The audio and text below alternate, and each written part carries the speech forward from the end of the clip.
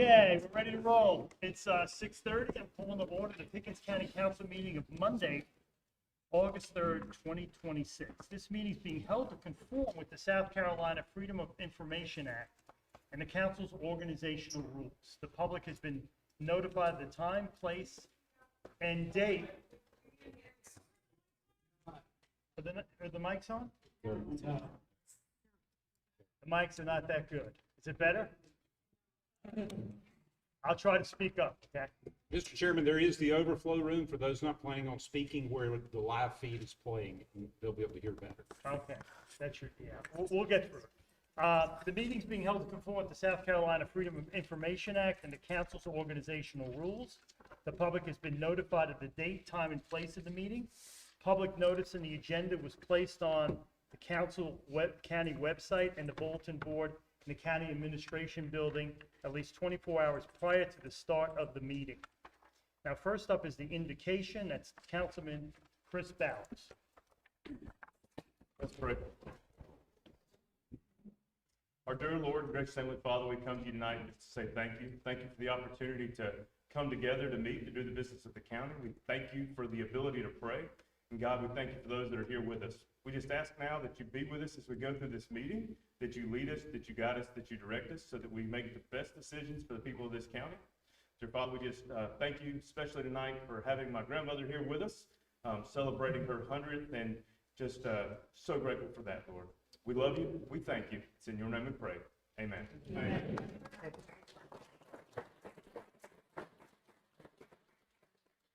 Next up is the Pledge of Allegiance. Marilyn Bowers, the former county employee. She is going to introduce us to a very special citizen of Pickens County tonight to lead us in the pledge.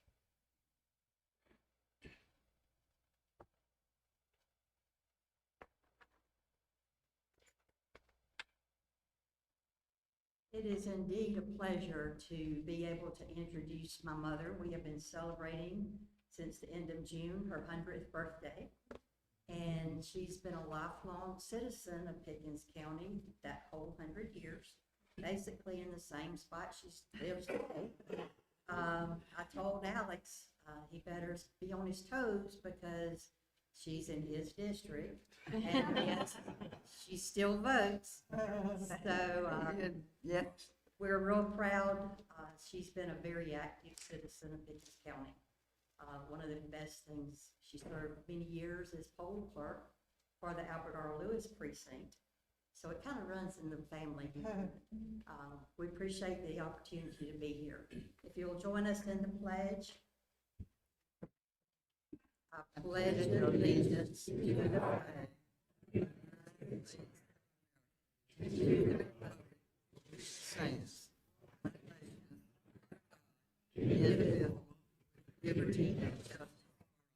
Thank you very much. Thank you. Happy birthday. Bowers is going to give you something special token from our appreciation, and thank you for leading us in the pledge tonight. Get a picture of that too.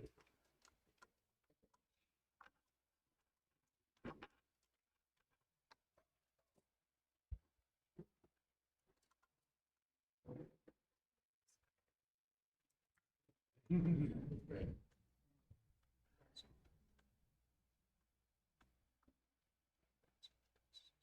1, 2, 3. 1, 2, 3. Marilyn, get in there. Oh, all right, yeah. One more. 1, 2, 3. 1, 2, 3. Great, thank you.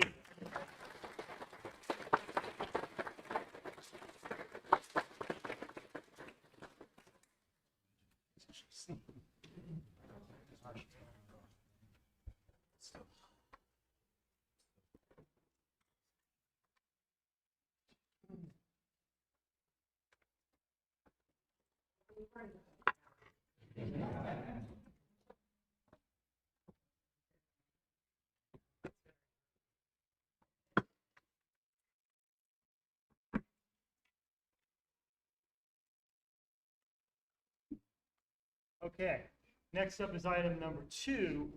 It's going to be the public forum. We're going to have 2 sessions tonight.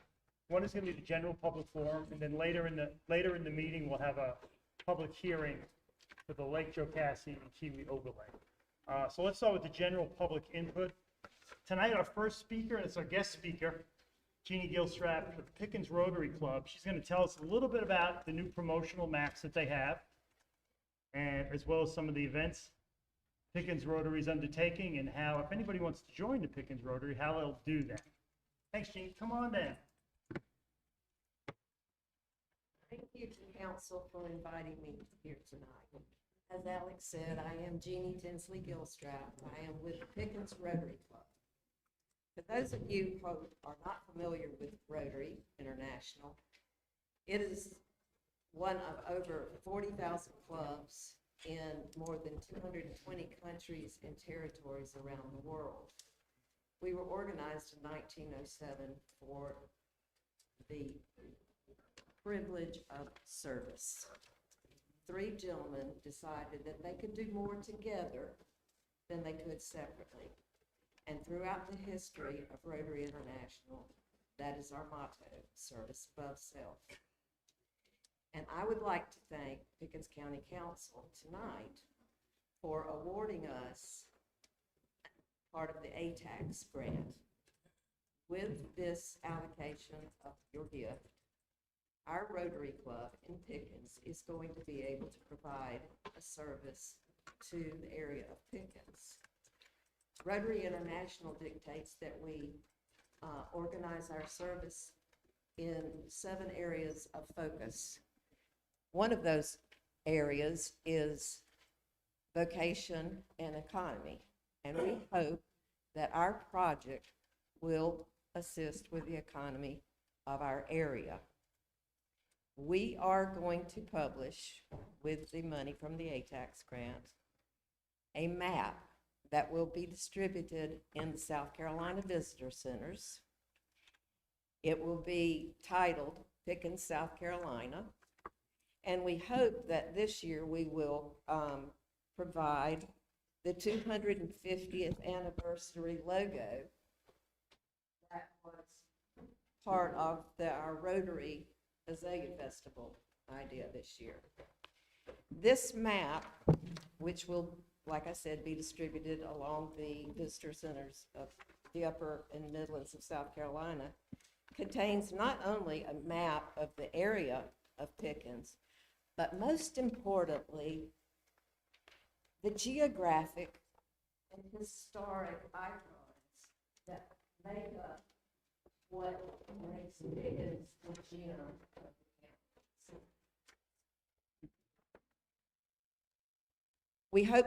We will be printing 10,000 of these maps, and anyone that would like to participate and be recognized as participating in these maps can contact me or any other member of the Pickens Rotary Club. And we look forward to working with council again in the future. How do people join? People join by invitation. Contact me or Ken Roper. Sorry. And we certainly would love to have interested individuals, service-minded, and all about community. And I think I'm in the right place for that tonight. Thank you very much. Thank you very much, Jeannie. Thank you.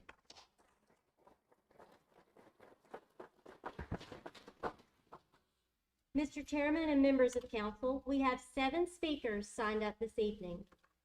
First, I call Josh Medlin.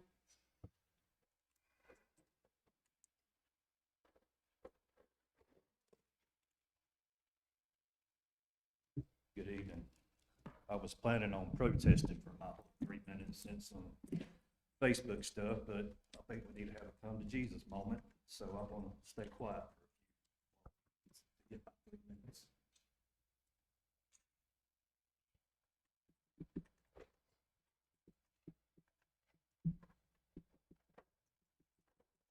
I'm glad your mom walked out here, so I was going to change my speech if she was still in here.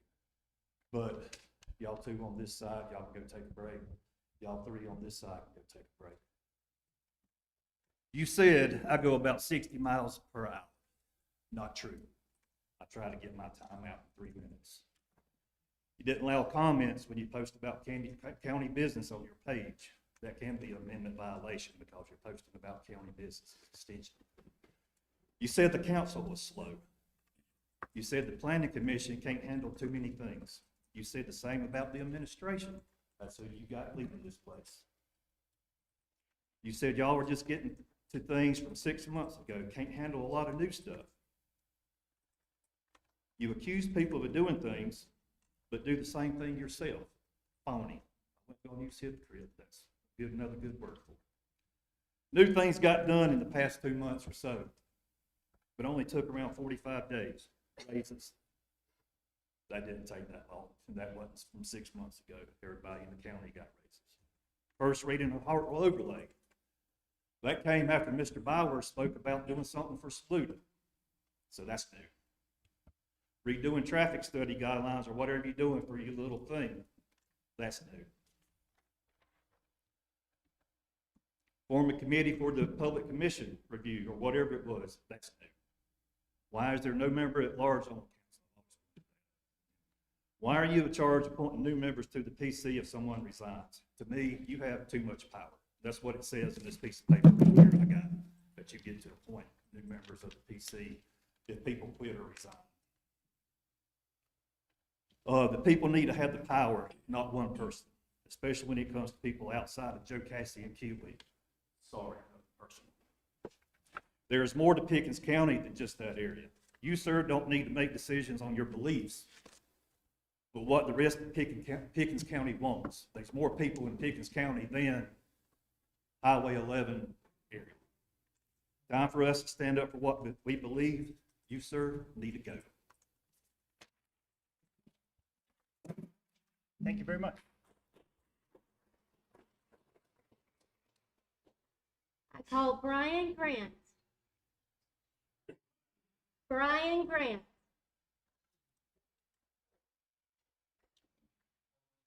I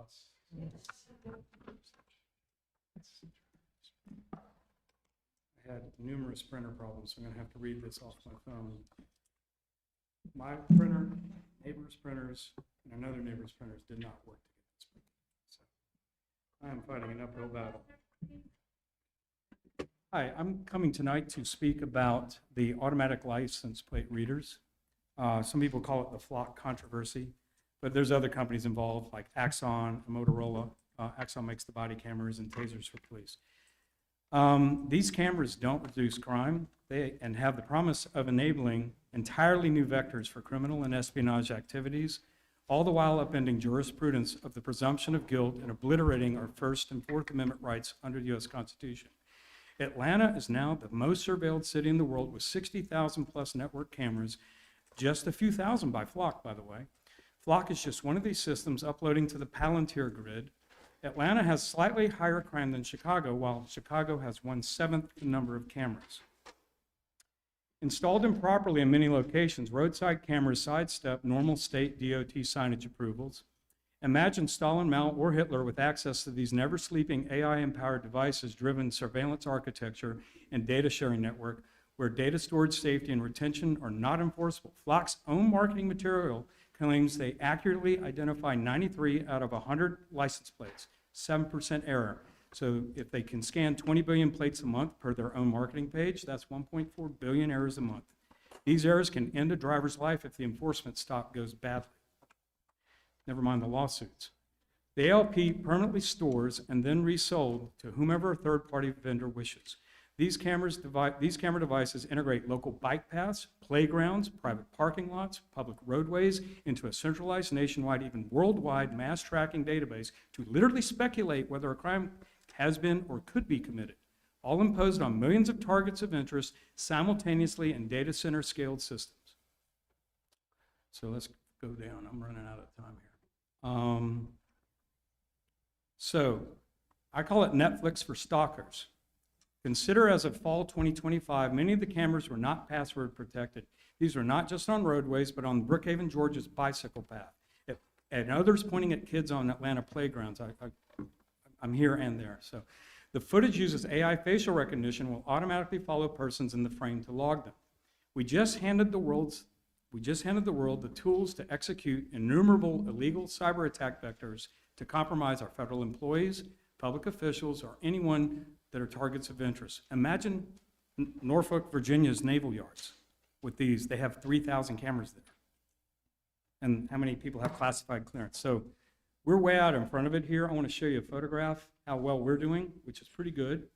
You see this big dark spot in the middle of this map? That's Pickens County. Dark, no cameras. Here's Atlanta. That's Atlanta. This is Atlanta. This Thank is where y'all live. Thank you very much. Your time. Thank you.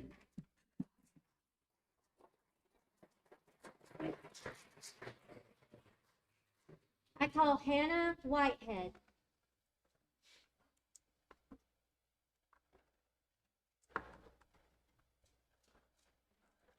I apologize, I gotta talk really fast. I'm here to also talk about the flock cameras or automated license plate readers installed throughout Pickens County. Despite massive pushback from his constituent, Sheriff Blankenship has made it clear during his July 19th Facebook message that these devices will remain in use in our county.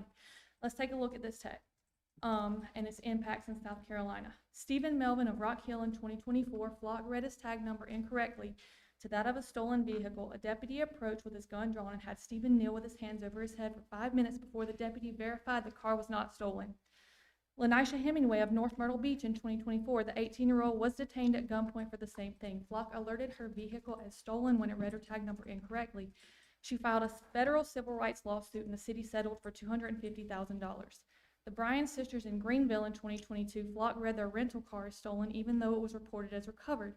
The Flock database failed to update the status quickly enough and officers drew their guns, handcuffed them, and placed them in a squad car. Then we have the rampant misuse by local agencies.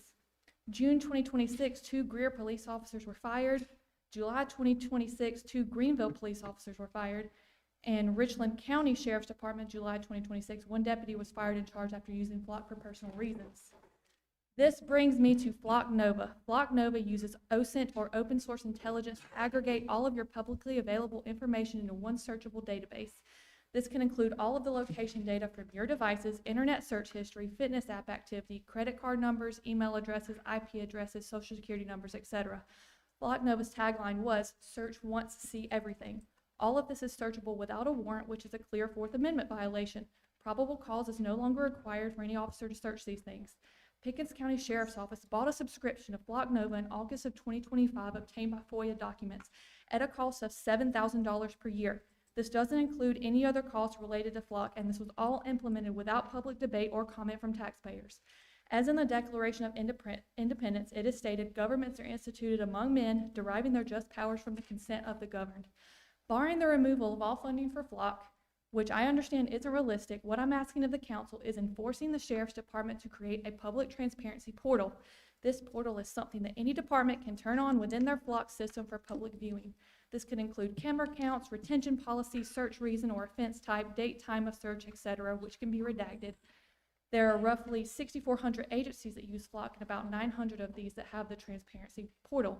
Then condition funding in the future to the Sheriff's Office adoption of the transparency measure.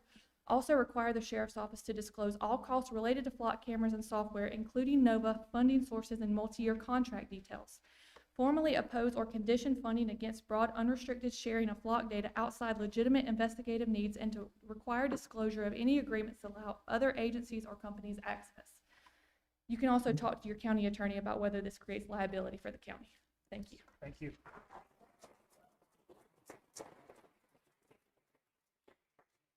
I call Debbie Hudson.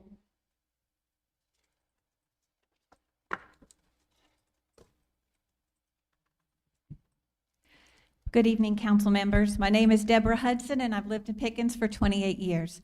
I want to preface my talk by saying my hope is not in government, but in the one true living God who sent his only begotten Son, Jesus, to die on a cross for our wrongdoings, so that we could be reconciled with God, the creator of all things for eternity. Once you have that settled in your heart and mind, there is a freedom that no man on earth can take away. That being said, I believe it is still our duty as American citizens to guard the freedoms we have inherited due to the sacrifice and death of so many that have come before us.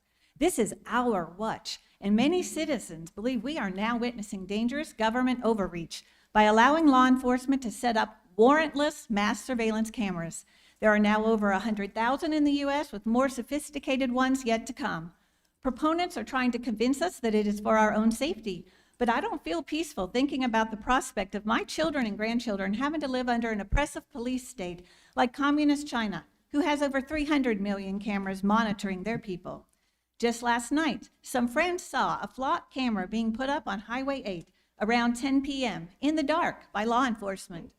Wasn't our sheriff just telling us this council how tight their budget was? So where is the money coming from to rent these cameras that cost about $2,500 each per year is what I understood.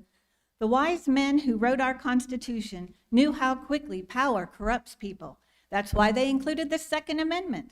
Even if we trust our current local law enforcement, Flock has already admitted the federal government can access it by default. We don't know who will have authority in the future. Abuses have already occurred many times, and another report just came out today of that happening in Charlotte, North Carolina. Knowing everywhere we drive will create a very detailed dossier on all of us. Why would innocent, law-abiding citizens need to have that much information gathered on us as we go about our daily lives? It's wrong. Even Google knows that. It states, quote, "A constitutional republic should generally not have a mass surveillance, as it conflicts directly with foundational protections for individual privacy and civil liberties." My questions to this council is, are you willing to do everything in your power to preserve our constitutional freedoms and stop the use of mass surveillance cameras in Pickens? I hope so. There are conflicts not only with the Fourth Amendment, prohibiting unreasonable searches and seizures, but also with our First Amendment. Again, Google states, quote, "Pervasive monitoring creates a chilling effect that discourages free speech, assembly, and political association. Large databases containing private citizen information invite discrimination, targeting of minorities, and political coercion. Please refuse to accept any state or federal grants with strings attached that help to build infrastructure around us, like cameras and data centers, that could easily be used in the future to restrict our freedom of movement and create an oppressive police state. Thank you.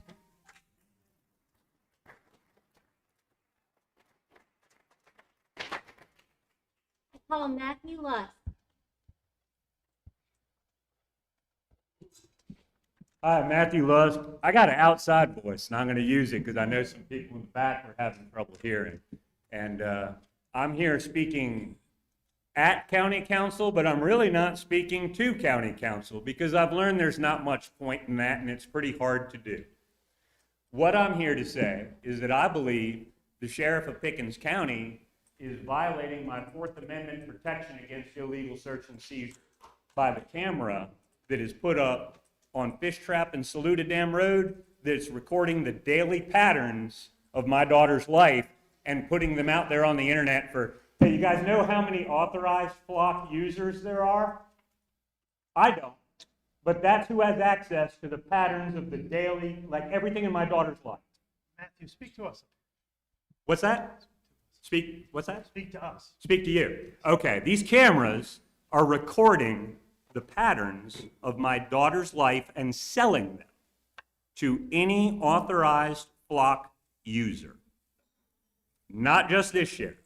This sheriff is probably a swell fella. I don't know. But I don't know what the next one down the road is going to be like.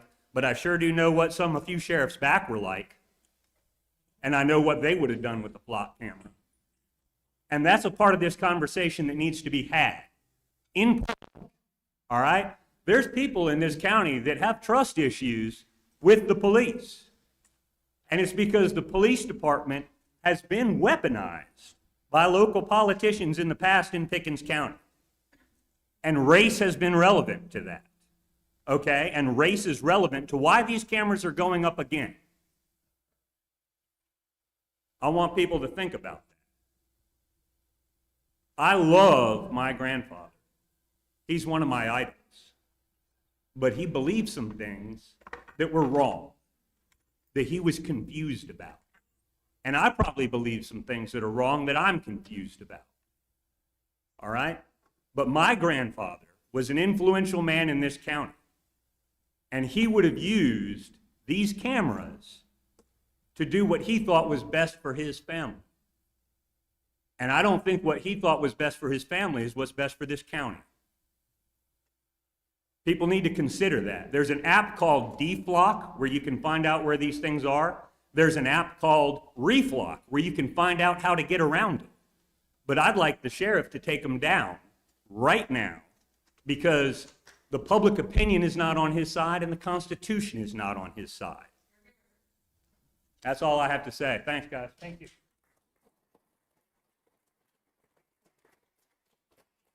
I call Richard Presley.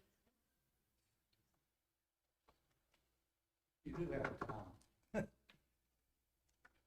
Hello, council. My name's Richard Presley. I live on K Drive. I'm here to briefly speak on a couple of subjects, one being the overlay and the other planning commission. I agree with each one of you that our water resources need better and tighter laws to protect our county. It needs to be more so, though, than just QE and Jocassee, in my opinion. Duke Energy, I think, manages pretty much that property on QE and Jocassee. They are federally licensed for QE Toxaway. They have 800 employees. I'm unable to find out how many of those are dedicated to the land and the water resources, but I imagine you all have that. So you get assistance from Duke Energy to protect those areas that we don't have other protections from other outside resources other than you council and our administration to protect our waters elsewhere in the state. I live on K Drive, Pickens County. I'd say we are an eclectic neighborhood with homes and private homes, developments, entertainment venues, including the Speedway, house trailers and businesses. We have Hamilton Creek, we have Georges Creek, we have the Saluda River Basin. All these need the same drinking water protections that you're trying to provide to two entities in the northwest corner of our county. I applaud you for it. I think you agree with me. We need better protections, or you wouldn't need me going to protect these two water resources at all. I would like to also speak on the Planning Commission. All of you know I've had a history beginning with the Bluffs at K in 2022. People think I'm upset with that development because it's there. I'm upset because the Planning Commission approved the development without a legal quorum. And y'all let an uncontested lawsuit or whatever for 30-day time limit to contest that development. Y'all let it go. It was uncontested, so that makes it legal for our county administration. I'm saying that because the Planning Commission still, as far as I know, once they sign off on a development, they have 30 days. We have 30 days if we feel we're harmed to go to a judge, get a lawyer, and go to a judge and contest it. So I'm just saying all the traffic studies need to be up front so they have opportunities to look at all the details. Thank you, sir.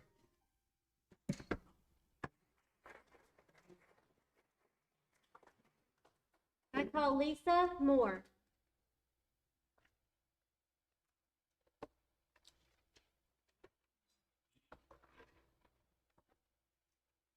Good evening. I'm a multi-county resident. Anyway, school's about to start soon. It's about to start back, so we're gonna have all the congestion back on Highway 8, Brown Drive, Sheriff Mill Road. The sounds of sirens daily in this area. It's congested. Pickens County school buses are not allowed to cross a small newer bridge on Popefield Road, yet Sheriff Mill Road Bridge, which was built in 1950, is not an issue. I don't understand that. The Pickens County school buses have to back and turn around on Lockwood Avenue or take the newly repaved Pine Forest Drive route in order to dodge unsafe or flood-prone bridge. I think that the concern of buses and bridges should filter it on down roughly 2 miles south to the Sheriff Mill Road Bridge, where development is a consistent issue every day. Okay, on July 14th, Many residents from Highway 8, Sheriff Mill Road, Brown Drive, and several Anderson County residents had to go in front of the Anderson County Council and once again fight Meritage Homes from demolishing our community like they've done on Terry Acres. When the first Pickens County resident got up to speak, Council Member Mr. Burns immediately asked the other members if they had to listen to the Pickens County residents. That had to be the dumbest question of the night, because considering Meritage could only gain access from a Pickens County road off of Brown Drive, the majority of speakers that evening lived off Brown Drive and were Pickens County residents who would have been directly affected tremendously from this devastation of gaining access off of Brown Drive. Okay, they had a lot to say. So I'm just asking for a little respect and help for my neck of the woods. We have enough traffic congestion. We got small country roads and bridges that don't need added issues due to shady developers. We don't want higher crime rate. There's a lot of older citizens with safe established homes on acreage, and they want to remain at peace in Pickens County, where they're proud to claim as their home, Pickens County residents. But let's keep it that way, please. Thank you. Thank you. Mr. Chairman and members of council, this concludes the public forum. Great, thank you very much. Next item is number 3, approval of the minutes. I'm going to make a motion to approve minutes of July 6th and July 20th. Do I hear a second? Second. Any discussion on those minutes? Those in favor, raise your right hand. Those opposed, same sign. Passes unanimously. Next up is item number 4. It's the administration report. Mr. Roper. Thank you, Mr. Chairman. We're dealing with some technical issues, so I apologize if this goes in and out. But I really appreciate members of council having the opportunity to present on some of the issues that county staff is facing. The first one comes about because of the untimely passing of our U.S. Senator Lindsey Graham. As many of you know, Lindsey Graham, Pickens County native, buried back in the central community. But because of his passing, we have to hold an election, and probably a primary election, and probably a runoff that no one anticipated. And so Dr. Sams, the elections director, has come to me and to Mr. Garino and said that she believes, and she's estimated, the total cost of providing that special primary election on August 11th, as well as the potential runoff, which we're almost certainly going to have because of the number of candidates, that the grand total on that will be about $200,000 that it will cost the county to run that election. Because of that, obviously we're going to run the election. That's not contingent on you all voting tonight. But when the time comes in the coming months when we talk about the budget amendment, I just wanted to have alerted you to this issue so that you'd recognize it on the budget amendment. We have the money. We have the money in our savings account. We'll be able to provide for the elections, but you'll see that budget adjustment at the appropriate time. We're thankful for Dr. Sams and her staff. Just as a side note, many of them scheduled vacation in August because that was the one time of the year they did not have an election.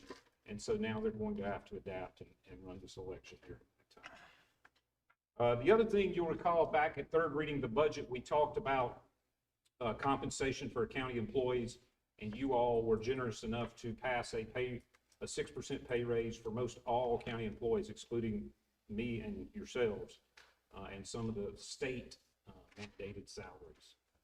And so you provided that, but as a part of that recommendation I made to you is that we go ahead and enter into a salary study, because we wanted to see where we are in the market as a whole. We also wanted to see if there were a possibility for us to do things such as incentivizing training, so that when someone reaches a certification in their field, it incentivizes them with a pay raise as well. So we have evergreen solutions in that process. I wanted to update you that they've already begun kicking off this project. They've come up with a plan. They've gathered the data from our colleagues, our peer groups, and they're beginning to look at when their timelines might be to actually produce a document for us. But I wanted to let you know that we take that seriously, that we're going to work hard on that. Our goal is to bring you back a recommendation this fall, early in the fall, where we will look at not just pay, but also the way that we train and incentivize our employees and the way that our pay system is structured overall. So we're very excited about this, and we appreciate council's support in allocating the funding for this, and also getting us what I see as a head start on it with the very healthy pay raise that you all established for our essential and other county employees. And then many of you were present at our grand opening, our ribbon cutting, which I thought it was a very inventive way that our emergency services folks came up with doing a ribbon cutting for our Pickens Emergency Response Center, which is to use the handheld jaws of life to actually do the cutting. I got to operate that. Mr. Bowers got to operate. Several county employees got to operate that. And so it was a good way to signify that this building is going to be for real emergency response. I'm reporting to you all today that we are using it in ways anticipated, and we're already seeing other benefits. And I want to give you a couple of examples of that. One is we've moved EMS totally in, EMS supplies totally in. Now, what that meant is also in the last couple of weeks, we've had our 2 newest ambulances delivered. And instead of us setting those up, moving all the medication, all the equipment in the middle of an old parking lot, we're able to pull them into the bay in a climate-controlled environment. We're able to get them set up and ready, and Department of Health will be here tomorrow to inspect those 2 ambulances. Pending their passing that inspection, they will be moved to the Clemson Central area this coming Friday, and will go into service, relieving us of 2 ambulances that we moved beyond their use of life. Right there is a way that Emergency Response Center has helped us be more efficient, more secure, and a better service for our EMS. Their training facility, they're already having training in that building. They've had a couple of different training sessions that I've seen. We also are dispatching for our municipal partners, Pickens City, Liberty City, Town of Central. As we speak, we're dispatching for those folks. We're going to continue to build our abilities, our skill set, demonstrate our reliability, and we're going to invite others to join us in that facility at the appropriate time. And then we've also been able to move many of our E911 technical folks and our emergency services folks over, which has had another benefit. As they've moved out of this building into that building, we've been able to bring in our code enforcement officer and our environmental enforcement officers into this building so that we have certified law enforcement in this building every day, which is a huge step forward for the security of our workers. So we'll continue to find ways to use this. I know our Emergency Services Board has already met once in it at least. You'll see other county departments and other community partners meeting in this building, using this building all of the time. So we're just very excited about it. Huge step forward for Pickens County, and I am delighted to have been a part of it. Thank you all. Members of council, that concludes my report. I'll be glad to answer any questions you may have at this time. Any questions from Mr. Roper? Mr. Roper, I got one question. Yes, sir. About 3 or 4 years ago, the Pickens Library got a new roof. And the Beasley Library is now about 20 years old. Yes, sir. Built in 2007, 2006, 2006. It needs a new roof. And I think Central Branch as well as the Liberty Branch does too. Can you tell us when those roofs are going to be replaced and what it's going to cost? Right. The bids are out on those roofs. I don't know that we've received the bids back. I'll check with Mr. Greeno and email you that information. I believe they have, but I don't have that information in front of me tonight. So it'll be done this year probably? Yes, sir. Okay. Mr. Chairman. Yep. A question. As far as that special election goes, that $200,000, is there any reimbursements from the parties or from the state, or is that just money that has to come out of our funds? Dr. Sams indicated that there's a potential for reimbursement, but we needed to be prepared for the worst case in that. So that's $200,000 that could go towards absolutely anything else, but we are obligated to make sure that election runs. Yes, sir. Mr. Lang? With the Easley Library also, I know that there was work needed to be done on the HVAC there. What's the status? Is that completed, or what's the status? Yes, sir. The HVAC system there has been, Mr. Lodge, you'll have to help me what they call it, certified. Commission. It's been commissioned. That project's been completed, and we're now looking at the remaining funds to see what remodels we could do up there on that second floor. After those roofs. Yes, sir. Okay, thank you very much. Thank you. Next item up is number 5. It's committee reports. Councilor Wallace, you had your last Roads and Bridges committee meeting, I think, last week. What do you got? Yeah, the 16th, and forgive me, I walked right out and left my report at the house, but I will keep it as well as I can. As you said, we met on July the 16th. That is the I was there. Councilman Bowers was the only one that could not make it. We had requested an updated paving project report from Rodney and staff to see what it would look like if we reduced the percentage score of the roads and maybe looked at not paving as many high-scoring roads and come down a few percentage points to maybe look at some moderate roads and hopefully pick up some really bad roads. We were presented with that, and we briefly talked about capital equipment purchases, and we're trying to work out some details with that. That's about it in a nutshell. I'm sure you have something to add. Yeah, actually, what came out of that committee was a recommendation to the council to pass a policy that would direct that department to do their best with a weighted average of a pavement conditions index of 50 over time.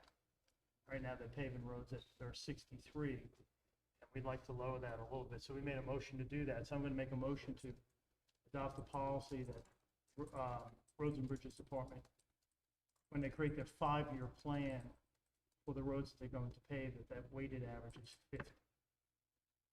That's my motion. I hear a second. Second that discussion. Okay, let me explain that, because this is one of my things. Roads in the county are studied. Between 0 and 100, they're rated. 100 is a brand-new road. 0 is like a dirt road. It's just missing. Okay? So we spent $80,000 to do a study of all the roads a few years ago. And one of the things I noticed was that we were paving roads, and the county roads we're talking, not state roads. State roads are in terrible shape. They're the ones with the white lines on the edge. That's a state road. Now, county roads are in much better shape. What I was noticing, I went out and took videos of our paving list, that many of these roads did not need to be paved in my eyes. And when I looked at the list, many of them were 75%. Meaning they had 75% of their life left, and they were being repaved. And there were plenty of roads on the list that had 30% of their life that were cracked and had patches in them. They weren't being repaved. He's agreeing with me that roads get paved that don't need to be repaved. So what I did is I went to we were in the committee. I said, could you bring us the average of their list is a 63 that they're paving. Now there's plenty of 30s and 40 roads that are just not on that list. So I said, could you bring us a sample list for the next 5 years? We're going to give them discretion which roads to pick, because we're not in the road picking business, where the weighted average is 50. And they did that. And what it did was it dropped the weighted average to 50.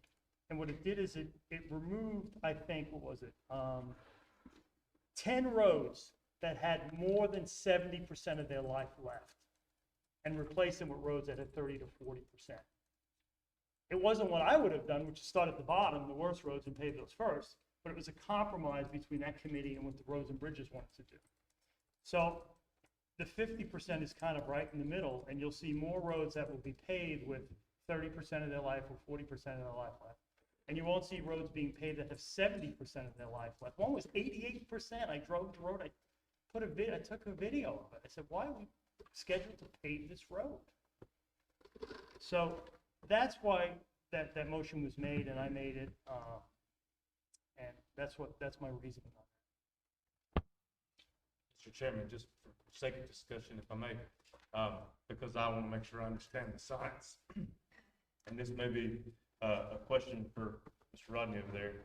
I don't understand how we have a road that may be a 73 that has 80% of its life left, and a road that's 30 that only has 20% of its life left. That math doesn't math. It comes from the civil engineer that way. So how does that occur? It doesn't. I mean, if a road is that was the argument you just made. No. I said if a road is 73%, it's 0 to 100. It means it has 73% of its life left. If it's 73, it doesn't have 50%. I mean, that's what that number represents. The percentage. I thought 100 was a dirt road. No. A 0 is a dirt road. 100's a new road. Okay, I understand what you're saying. Okay. He's going to explain it. Okay. Good evening. One thing I want to correct first off is those scores those have nothing to do with the percentage of life. So if you're saying that's a 70 and that's 70% of his life left, that is incorrect. Those numbers are called the PCI, which is the Pavement Condition Index. It's a score that rates the surface and structural condition of roads. It's based on the stress type, the severity, and the length of the road. And basically, the engineers, they use a formula with all of this involved and also the amount of traffic on it to come up with the paving list. But the PCI, that number, that is what that is for. And the reason why we did a bigger range of roads and not just focusing on roads that are 50 or less is because we're trying to preserve roads. Those roads that are like in the 70s, we want them to last longer. And so what we end up doing is doing a minor repaving. Like we may go in there, do some patching, and then maybe a 1 or 2 inch lift of asphalt, which is a lot cheaper than doing complete reconstruction. These roads that are in the 30s and 40s, we have to do complete reconstruction. So the math is we could either spend about $100,000 to $200,000 right now to preserve the road and make it last longer, or we can wait and spend $500,000 to $750,000 on the road to pave it. But that was the math behind us paving, not just roads in the 50s, not just roads in the 30s, but roads that are in the 70s. Those roads don't get the same treatment, even though they're on the paving list. But I'll be happy to answer any other questions that you have. Thank you for clarifying. I have a question. Does that pavement condition index take into account roads that are used by more people than others? Yes, so basically the pavement condition index does not. But when they make the paving list, that takes that into consideration. What I noticed when they reconfigured the list to make the roads average weighted of 50, a lot of the roads on that list are roads that aren't heavily traveled. A lot of those are like subdivision roads, things like that. They're not necessarily dead-end roads, but they're roads that aren't heavily traveled.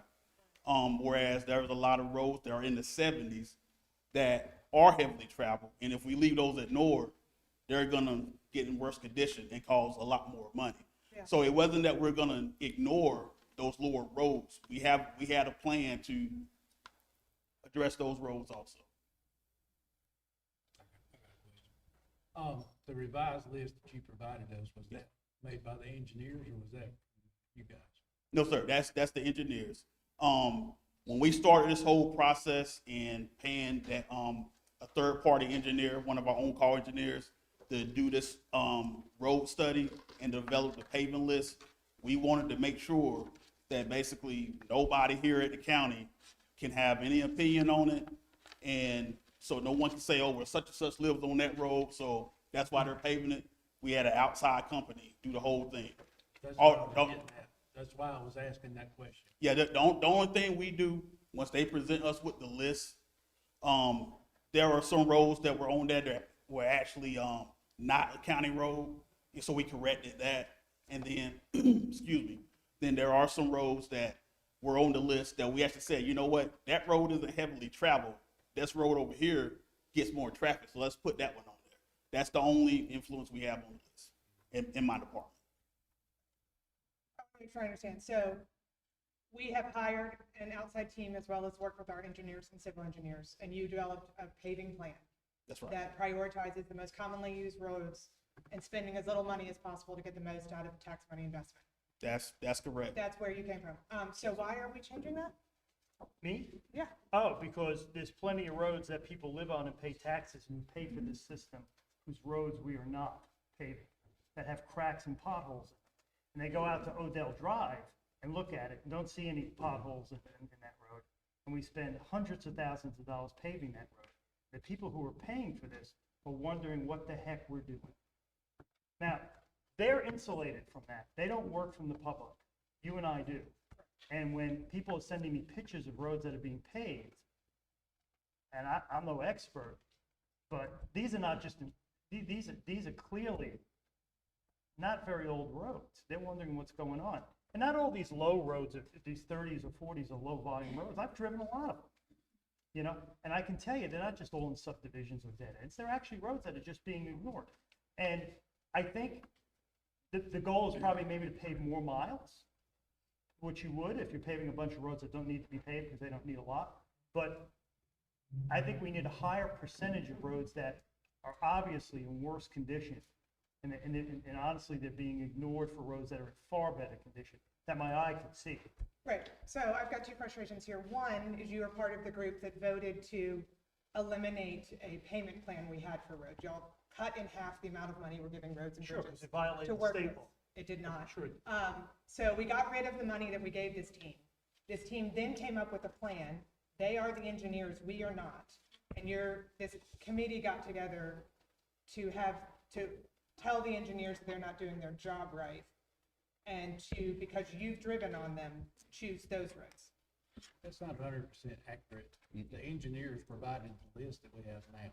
We didn't tell them they weren't doing their job. Well, when y'all suggested a change of We the, asked, what would it look like if we changed those numbers? y'all came up with that number, right, the average? 50. The 50, that was y'all's number? Sure. Okay, I understand, thank you. And Councilman Seda, if you don't mind, I would like to mention one thing. We're not insulated from it. My office is at the Roads and Bridges office. I work very closely with them. We get calls all the time, both good and bad. We get calls about people that do complain about their roads not being paved. And our office manager, they forward them to my number, and then I explain the process to them. A lot of times they're still not happy, but they understand it.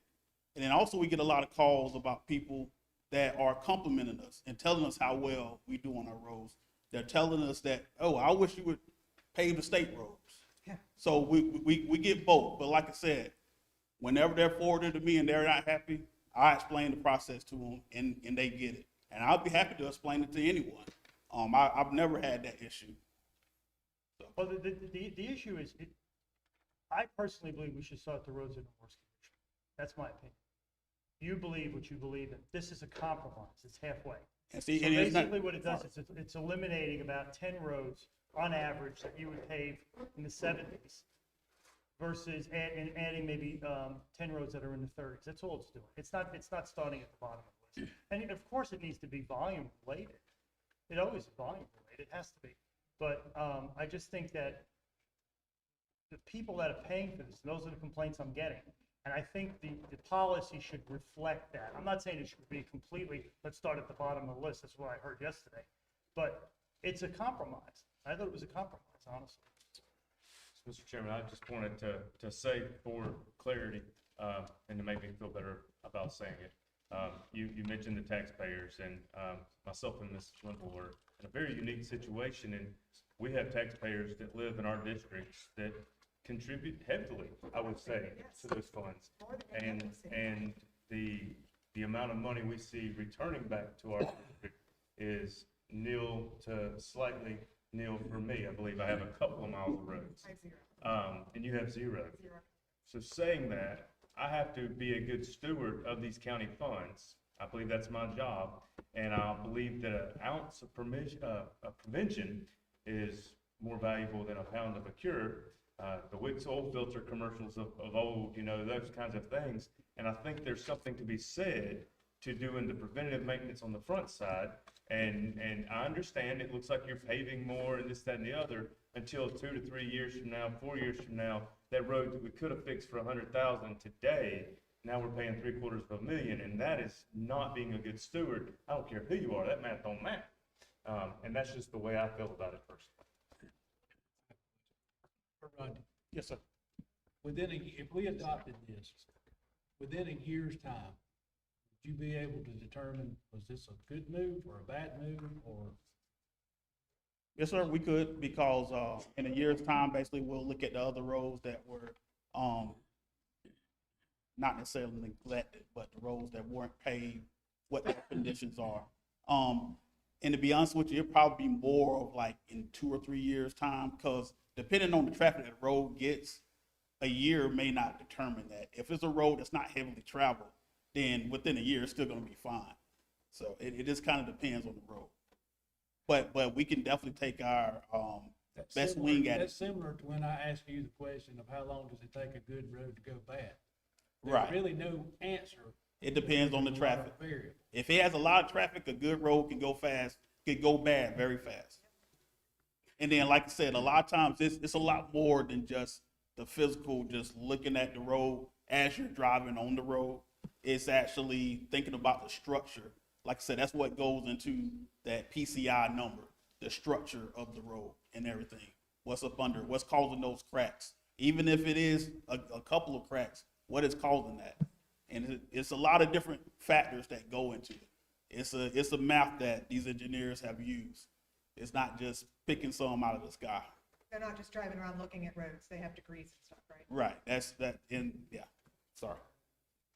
Okay, any other questions? Any other discussion on that? Mr. Chairman, I'd like to make a Thanks, substitute motion that we Thank you. don't adopt this from the committee and that we stick to our pavement plan as we originally had from our engineers.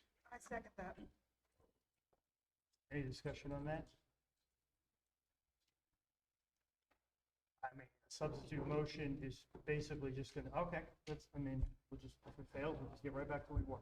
Okay, those in favor of this, your motion, raise your right hand.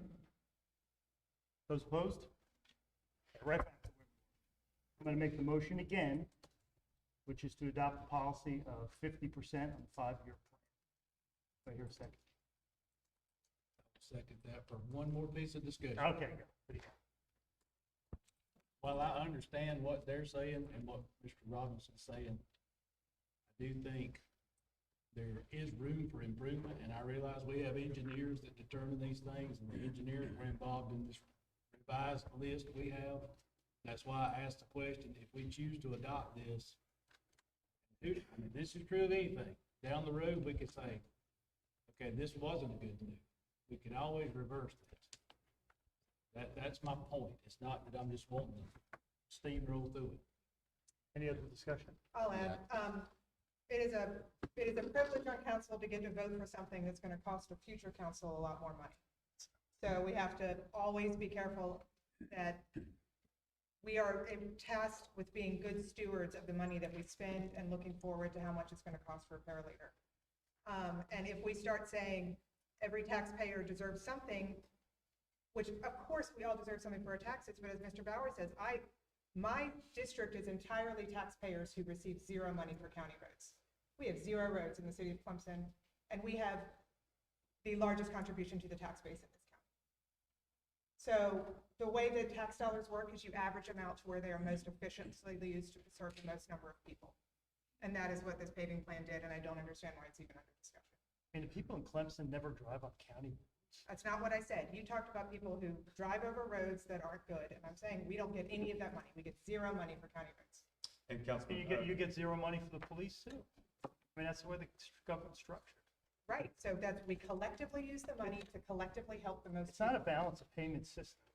That's not the way government works. You know what a balance of payment means? What you put in, you get out. That's a balance of payment system. That's not government. There's counties down in the state that pay tons of money for education into the state. They don't get nearly as much back. It's not equal. I understand. That's the way government's set up. It's not a balanced payment system. You started this And you're conversation demanding- saying you're demanding- taxpayers aren't having their roads paved. But you're arguing for a balanced payment system, which is No, I'm not not. government. No, I'm saying that that's what you said, and that's confusing to me. Okay, Mr. Bowers. Okay, all right. Okay, those, okay. One question, and I had sought this answer earlier on, but never actually retrieved it. And Mr. Robinson, this may be directed for you, but has there ever been a calculation of costs around the savings if we stayed on the present course that the county is doing now, as opposed to the change that you're making? Has there any numbers been revealed on that? So basically, road that has to be completely reconstructed, this is the cost per mile, and this is just the estimate. Cost per mile can be from anywhere from $400,000 to $690,000.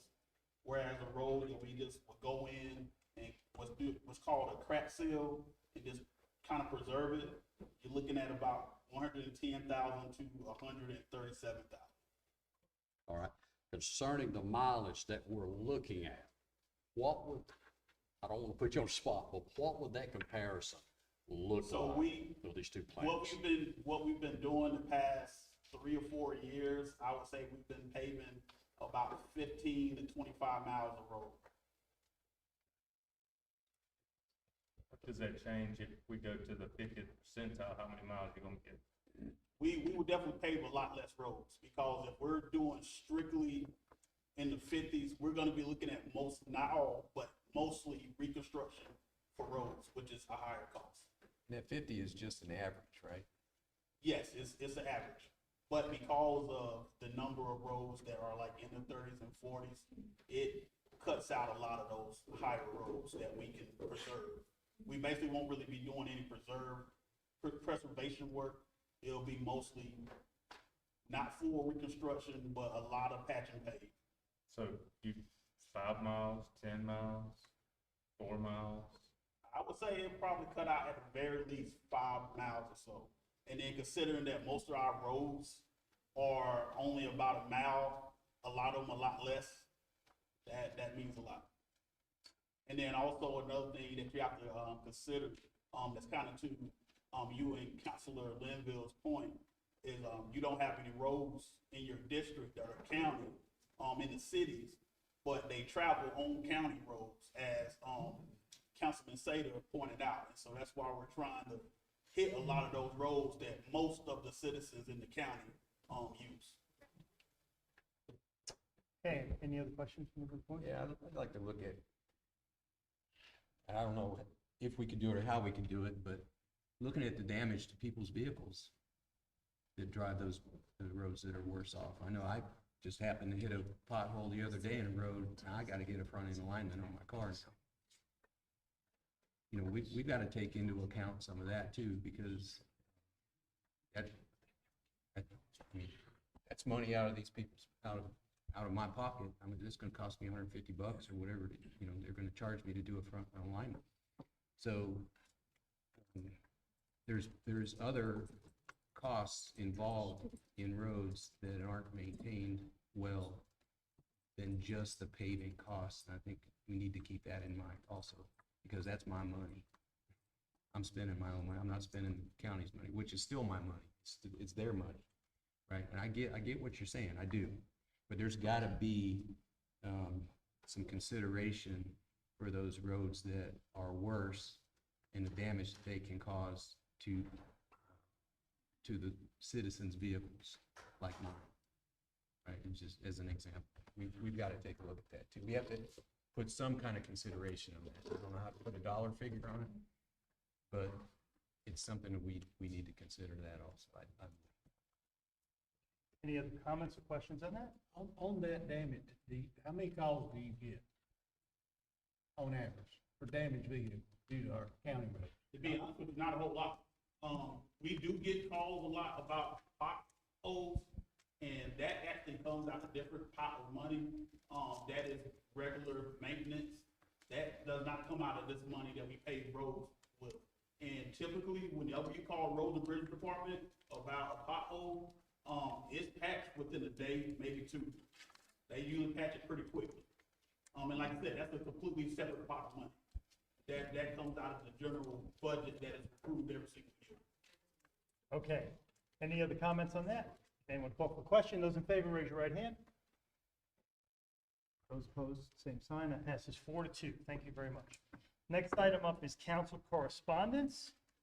On Monday, August 17th, the council is going to meet to discuss up to 4 items. We're going to get the latest draft on the solar farms ordinance. That's a goal of Council Linville. So she's going to be working with staff on that. I think you're working with staff on that now. Hopefully, we can get some final changes to that draft and on the 17th, and maybe look at a 3rd reading sometime in September. We hope to get another draft on the hotel ordinance. That's a goal of Council Lawless. He's working on that with staff and the planning department. Okay, we hope to get the latest draft on the Lake Kiwi and Jocassee overlay. That's a goal of Council Lawless and myself. We're working with staff on that. We're also continuing to get input on that. And we're going to focus on the 17th, we're going to focus on the residential aspect of that overlay. We just touched on it, but we're going to dive deeper into that.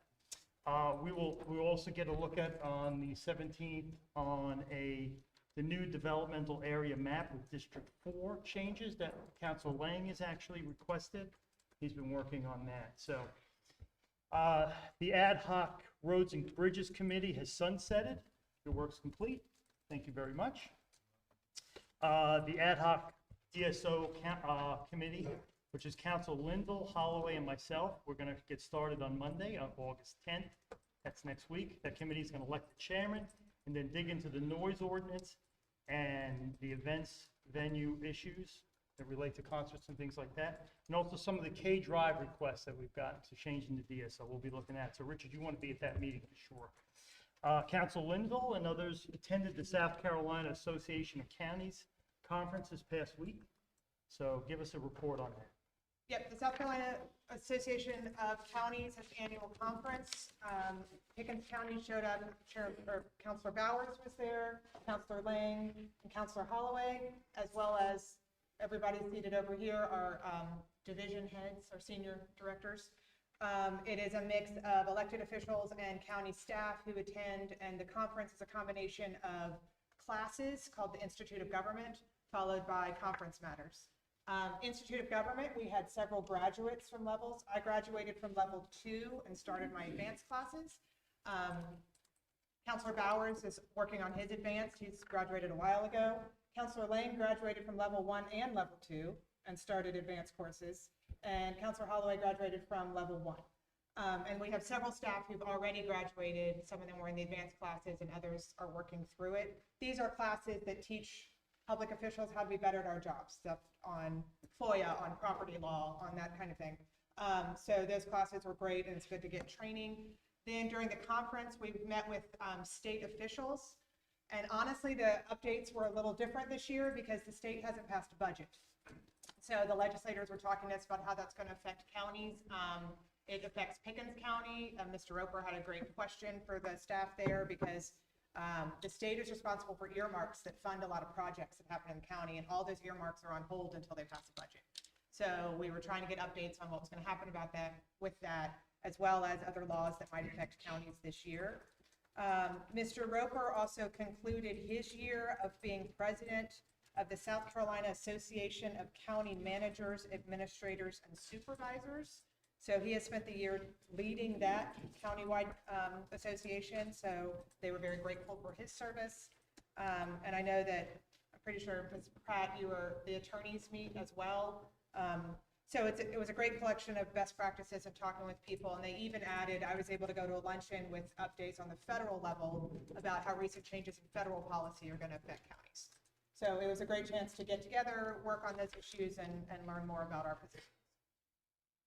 Great. Anyone else who was at the conference want to add something? Yeah, I'd like to add, it was, as Councilor Linville said, it was really great to get to meet with other counselors from different counties and see what they have going on in their counties that we can take a look at for Pickens County. I think there's a couple things that we need to take a look at that were discussed down there that we can do, we can bring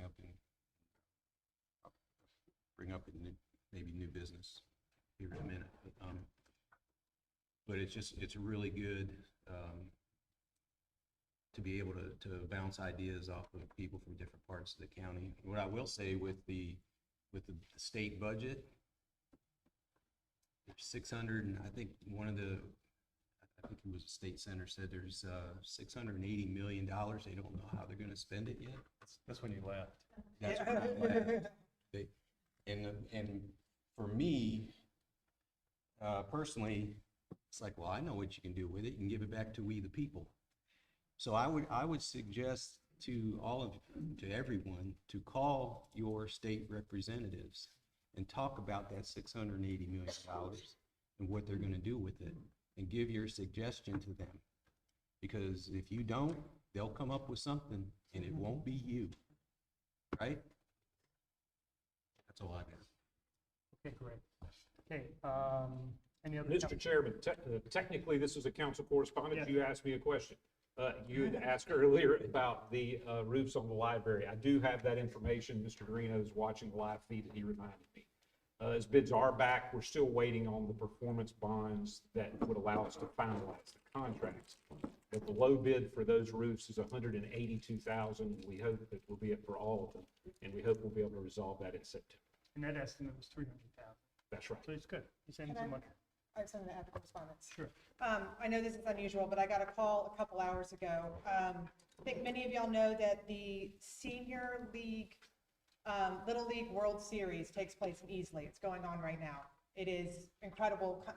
Teams come from all over the country, as well as other countries in Easley. It's a great combination project with the county. A lot of these teams stay in Clemson hotels.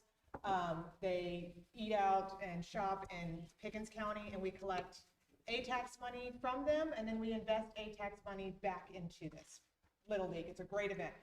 Because of rain delays, that they've had several, the Little League World Series is lasting several more days than it was originally supposed to. So there are teams here that had not budgeted to be here that long.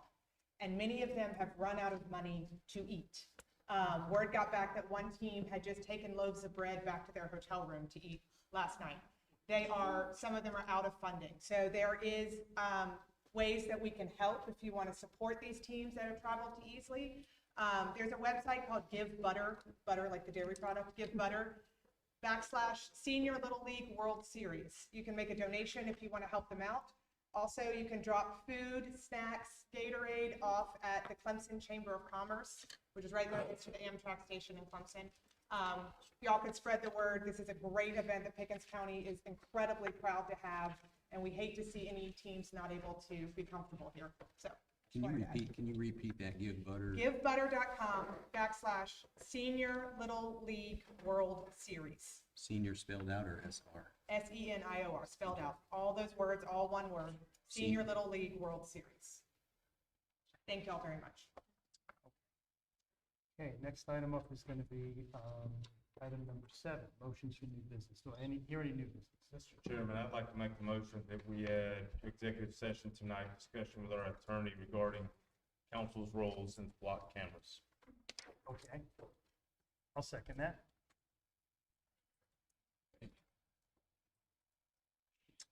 You want to add that to the agenda? Okay, so any discussion on that? No, I have one other thing. Okay, those in favor, raise your right hands. Those opposed, same sign. We'll discuss that later. Okay, next up. Yeah, I have a thing. We need to also be in discussion for data centers. What we're gonna do in Pickens County. I don't know if we need to do an ad hoc committee to do a lot of research on that and make a recommendation to council. So it's something that's coming. That train is moving down the track and it's coming our way, I believe. We need to discuss what we want here in Pickens County. So I don't know how you. I'm with you. I oppose data centers. We have different beliefs about what the threat is, but I don't know. You can make a motion to. I don't know. You can send it to a committee or something to discuss. I mean, I know you could just make it a goal, but here's the problem I have. Okay. We just met last month, named 15 goals. Now, we got to get them done by the end of the year because Councilor Linville's going to be leaving, hopefully going to the State House. She gets elected. He's up for re-election. Hope he makes it, but you never know. It's just that way. I've been in elections. So we have to get those done by the end of the year. We're not going to get those 15 done by the end of the year. We're not. I'll try my best to schedule it. But what are we supposed to do when we get something new like this? Richard Presley's been waiting 9 months for us to work on his request. Is he going to the bottom list now?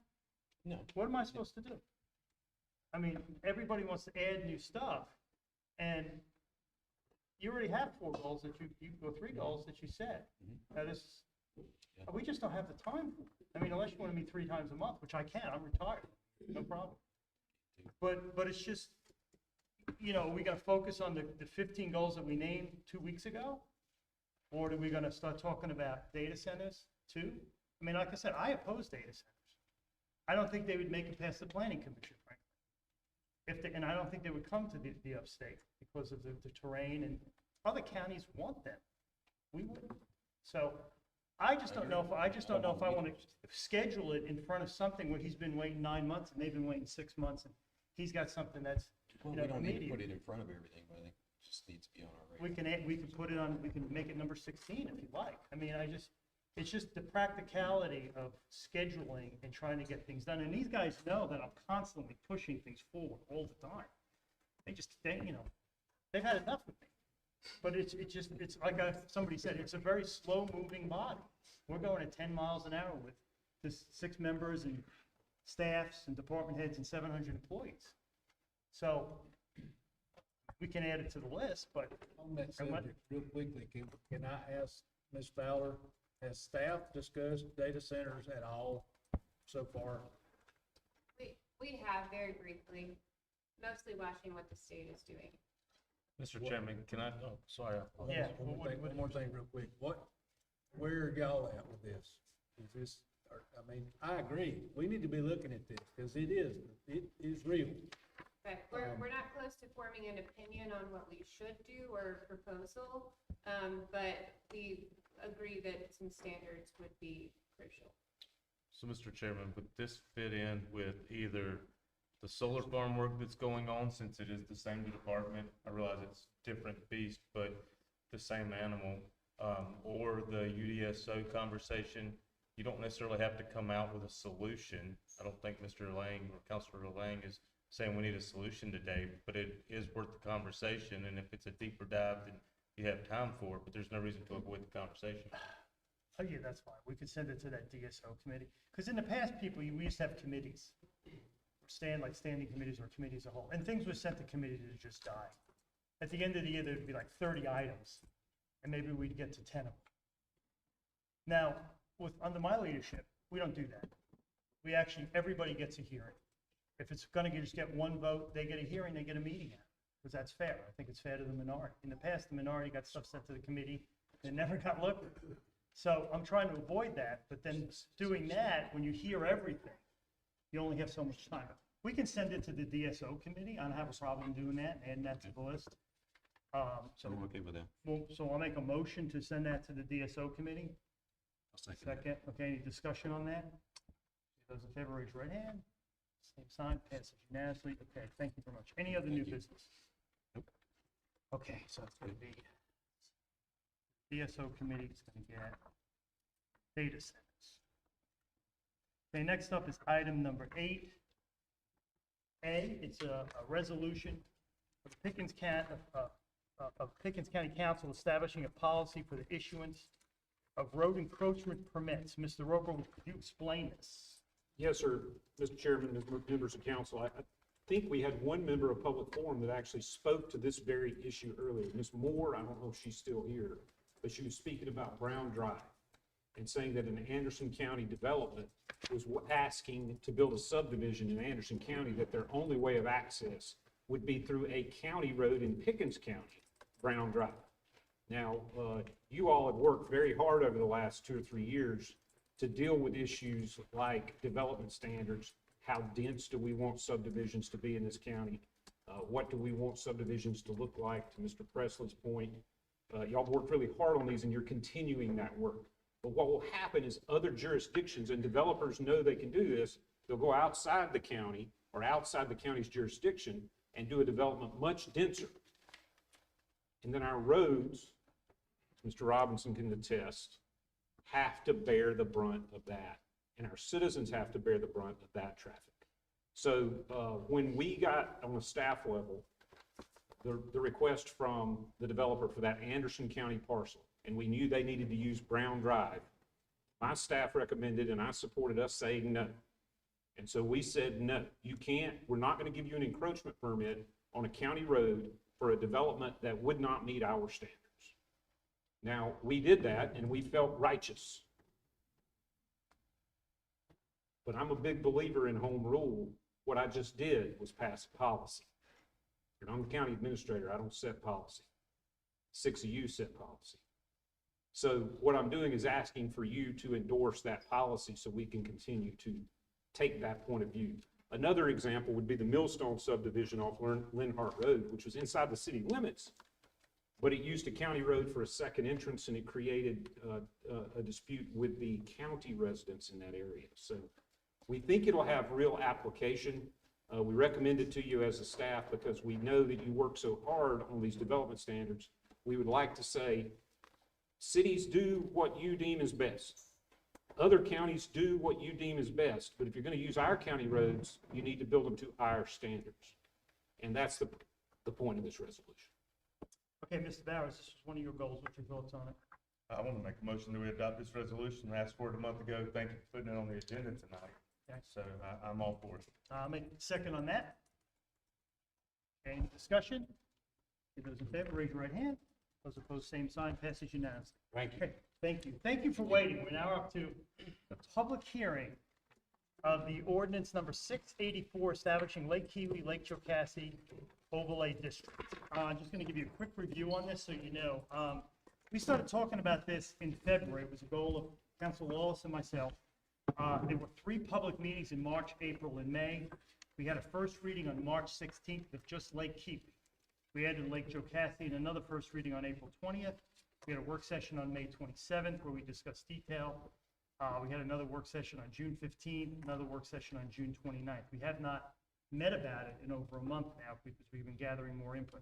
And that is the purpose of this meeting. By law, we have to put a notice in the paper 30 days before that says, we want to hear your public here, even though we've probably had 6 or 7 meetings where people spoke or potentially could have spoken. So this is the official public hearing meeting for this. We're going to likely have another meeting on the 17th, a work session, maybe finalize the ordinance then. If we can't, we'll go into September with another work session. We'll probably have a final vote in September or October, so there's still time on this. So first speaker. Before you do that, if you'll give me just a second, I want to clarify too, and if you've emailed me or called me and I haven't gotten back to you yet, I'm working on it. I've read every one of them and listened to every voicemail, but it's just been immense, the number. See, know that there's nothing on paper and nothing is definite yet. So there's been some bad information being put out there that some things are going to be this or going to be that. At this point, this is still a work in progress. So there's nothing, we're not voting on anything like that, or we're still gathering information. Can I? Sure. I'll do that too. I also received, obviously, we've all received a lot of emails about it, and one of them was that y'all don't have the most updated language to speak on tonight. And I know that is frustrating. That is just the way that this fell after second reading. So if you're looking at the June 29th agenda and meetings, that version got changed a lot. So you'd have to look at that and then watch the video and follow all the votes that were changed. The new clean copy that we will look at before third reading has not yet been developed by staff. So I know that was problematic for a lot of people, and we've already had discussions about doing better moving forward. But to Councilor Wallace's point, there is no current available version of exactly what came out of second reading on June 29th. So you have to combine that document with the video of what was voted on to know. So speak on anything you want because all of this is still changing, but there is not a final document that has been signed yet. Your input tonight is going to be combined with the work that's still going on. So Yeah, I'll give you an example. The first, what happens is we had 3 meetings, public meetings, vineyards up towards the reserve in that area. And then Shady Grove and Mile Creek Shady Park. Grove, and then you had council and weighed in, staff weighed in, citizens weighed in. And what happens is we don't start with a blank page. The staff creates this bigger document. And then we go through the document and basically make changes each meeting as we move through it. We're probably about 2/3 of the way through it. The first version actually had industrial manufacturing plants up to 200,000 square feet allowed on the lake. That's how far it's come. Now that's not, now we struck that out of it, but that's where they start, you know, so there's a lot of winding that goes on. So, okay, first speaker, let's go with the first speaker. First speaker is Karen Wright.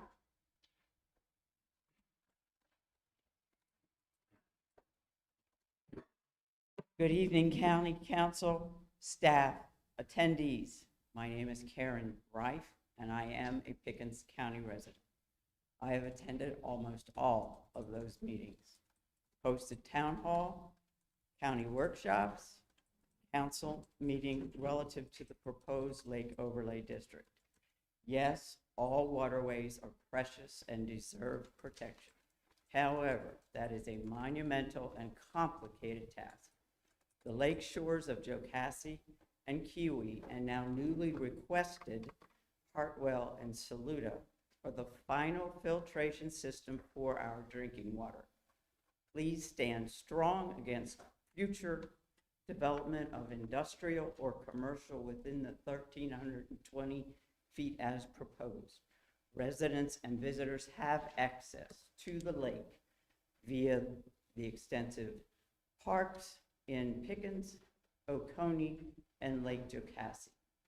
Follow your current comprehensive plan of residential only along the lakefront. Take it one step further and define residential as single-family homes only. I am confident that the council is listening to the concerns of current property and homeowners and will draft a document that respects their individual rights while protecting the lakes, which are also a valuable economic asset. The Lake Overlay District, along with existing newly updated ordinances and the upcoming review of the comprehensive plan, will shape the future of our area. Preservation of water quality, environmental impact, and managed growth. Thank you all.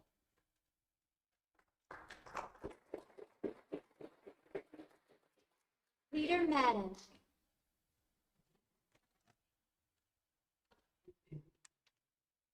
Hello, Council. My name is Peter Madden. I work at the U.S. Endowment for Forestry and Communities in Greenville, South Carolina. I'm a licensed forester in the state of South Carolina, number 1199. I've been in the forest product sector for almost 40 years. I live at Kiwi Springs on the lake. What I am concerned with is the buffer width of that is being recommended. And I asked my team, is there any empirical evidence that suggests that changing the buffer width from 50 feet to 100 feet actually improves water quality? And their research came back and said, first of all, 50-foot buffers are often highly effective. Several well-designed forestry studies found that the properly managed 50-foot buffers effectively protected water quality. And also another large university watershed study compared 25, 50, and 100-foot buffers and found no measurable improvement in water quality from increasing the buffer width from 50 feet to 100 feet. That study summarized, and I'm more than happy to provide this to the council. After a 2-year monitoring period, it was determined that SMZ, which is Streamside Management Zone, the buffer, had no significant impact on water quality, channel geometry, or soil erosion in or around the streams. There was no apparent water quality degradation as a result, and the larger SMZs did not have an impact on any of the parameters studied. It was also apparent that leaving narrower SMZs did not cause any apparent environmental degradation. So having said that, also our state of South Carolina DNR has BMPs, best management practices, and those have been in place for quite some time. And right now they are at 40 feet, and those widths actually increase with the slope. So the more severity of the slope, the longer the width should be. And that's based on robust data and analysis. What concerns me the most is that if we were to increase the width of the existing buffer length universally around the lake, that might set an unnecessary and dangerous precedent that could impact the future landowners or the future forest owners going forward.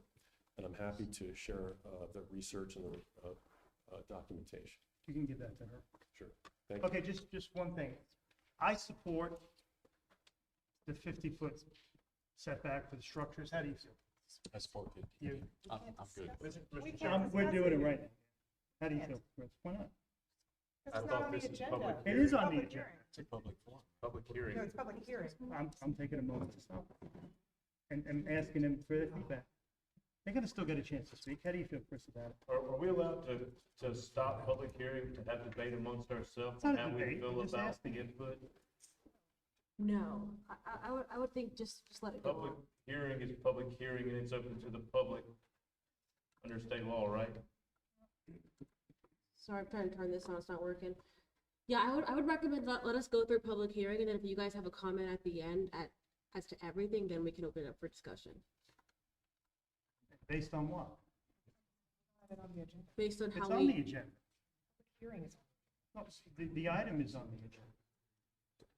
I missed it. What exactly are y'all trying to do in this moment? I'm just asking, I'm dealing with his concern right now. Say it again? I'm dealing with his concern right now. But what if the person after him has a completely different And statement? then we may deal with it, may not. Your council rules say that you have 3 minutes per speaker, so I think if there's time allotted after the remaining of, before that 3 minutes is up, then certainly, but we've got 3 minutes per speaker per your council rules and your bylaws. And that doesn't allow me to speak in between. Technically, this whole session is supposed to be 30 minutes no matter what. That's public input. It's a Public forum, A little different. public hearing. Public hearings not mentioned as 30 minutes.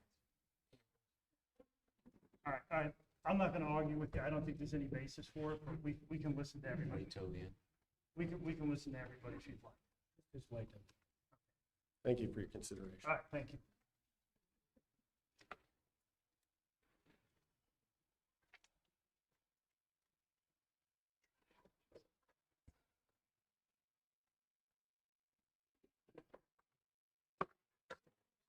Okay, next speaker. Tom Weissler.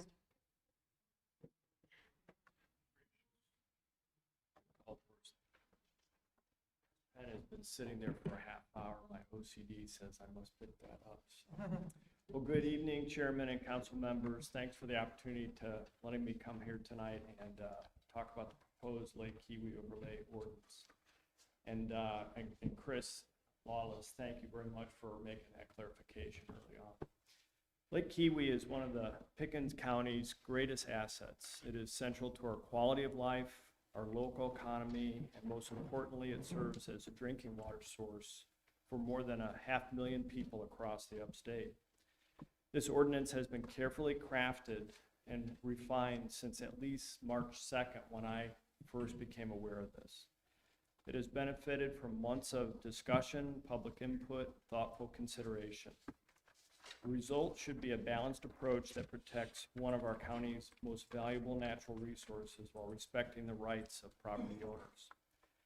This ordinance is necessary because we wish to prohibit new commercial and industrial development within that 1,300-foot mark of the lake, significantly reducing the risk of pollutants reaching the drinking water supply. Once a water source is contaminated, cleanup is extraordinarily expensive, technically difficult, and in some cases just impossible. Preventing contamination is far more responsible and far less costly than attempting to correct it after the fact.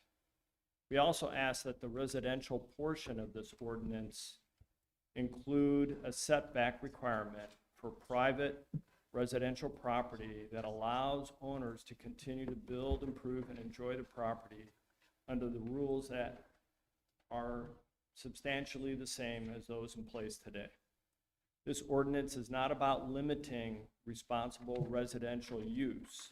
It is about ensuring that future commercial and industrial development occurs in locations that better protect Lake Kiwi. As Pickens County continues to grow, we have an opportunity and a responsibility to make thoughtful decisions. That balanced economic opportunity with responsible stewardship. Protecting Lake Kiwi means protecting our drinking water, our property values, our recreation, and the quality of life that makes this county such a special place to live in. I respectfully ask you to vote in favor of the Lake Kiwi overlay ordinance as outlined in the discussion. Future generations will judge us not only by what we choose to build, but also what we had the wisdom and foresight to protect. Thank you for your consideration. Thank you.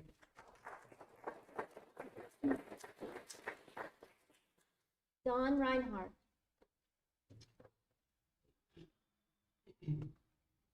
Good evening, and thank you for your time. As you can tell from my accent, I wasn't born in the South, but I got here as fast as I could. That was 40 years ago. But my wife and I built homes in Greenville and Pickens County. We divide our time between the two. In preparation for tonight's meeting, I took the time to research the original planning philosophy behind the development of Lake Kiwi and the role that Duke Power and its subsidiary Crescent Properties played in shaping the character of the lake. The evidence indicates that Duke and Crescent established Lake Kiwi under a long-term planning philosophy that emphasized preservation of the shoreline as a low-density residential and recreational environment. Commercial uses were intended to be subordinate and supportive of that residential character, not to transform the shoreline into a commercial resort corridor. Several historical facts support the conclusion. Allow me to share just 4 that I think are very relevant for Council's consideration of the Lake Kiwi Overlay Ordinance. Number 1, Duke deliberately controlled the pace and character of the development. Number 2, Crescent Resources consistently used restrictive covenants to preserve the residential character. Number 3, shoreline improvements were treated as residential amenities. And number 4, and most importantly, Duke's shoreline management philosophy emphasized scenic and environmental protection. The company's shoreline management policies consistently sought to protect the scenic, recreational, and environmental qualities of Lake Kiwi while allowing reasonable residential access. This philosophy is far more consistent with low-density residential development than with large-scale commercial waterfront development. Duke Power and Crescent intentionally created, marketed, and governed for these many years Lake Kiwi as one of the Southeast's premier residential lakes. Their development pattern consistently emphasized single-family homes, private communities, conservation, and recreational amenities. Commercial facilities were envisioned as ancillary and supportive of those residential communities, not for dominant shoreline uses. This perspective is supported not only by the historical pattern of development, but also by the extensive use of restrictive covenants, architectural controls, environmental protections, and carefully phased land releases that collectively define the character of the lake for more than 50 years. In summary, while reasonable people might disagree about future land use policy, any discussion of major commercial shoreline development and setbacks related to same should acknowledge and carefully consider the original planning philosophy that made Lake Kiwi one of the most desirable residential communities in the country.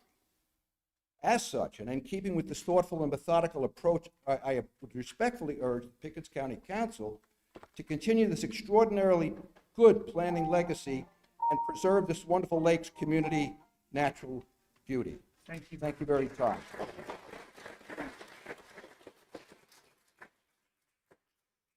Shay Airy.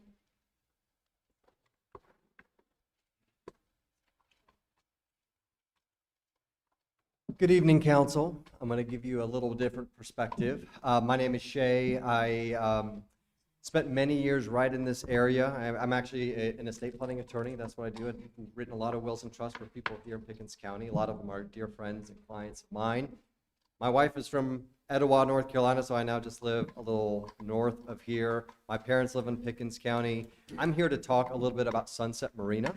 I am one of 4 original partners that developed a partnership with the Smith family. Ryan Smith over there in the green shirt is the son of Dale Seaborn Smith, who's no longer with us. His family developed the marina off Gap Hill Road, where it still is, right when the lake filled up. It was the first and only marina in Pickens County, still is.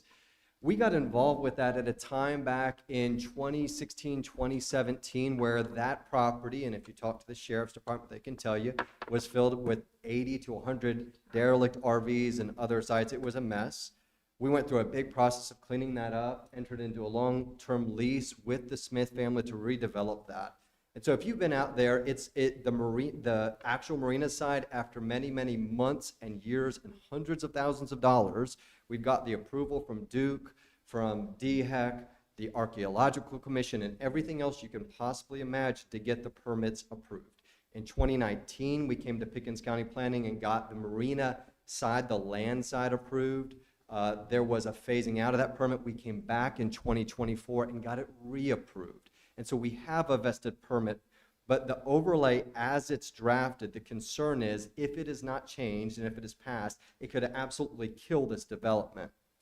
I don't know what you hear from your constituents, but our constant feedback from Pickens County residents is how much they want the marina there. The current design calls for a new restaurant and a new boat store, improved parking, public pump out station. I realize a lot of people here represent lake interests. Many of our customers do not live on the lake. Many of our customers are Pickens County folks who want to visit their lakes with their kids and their grandkids. And I don't think your intention is to pass an ordinance that kills this public marina. It would be the only one that can exist in Pickens County because of the Duke Shoreline Guidelines, literally the only one. And so we really believe that we can develop a facility that's world-class in this county, that your kids and our kids and everybody in the community can benefit from. And so I would ask that true public marinas be excluded from this ordinance. This has already been passed. Just passing this jeopardizes a really good project for the community. Thank you for your time.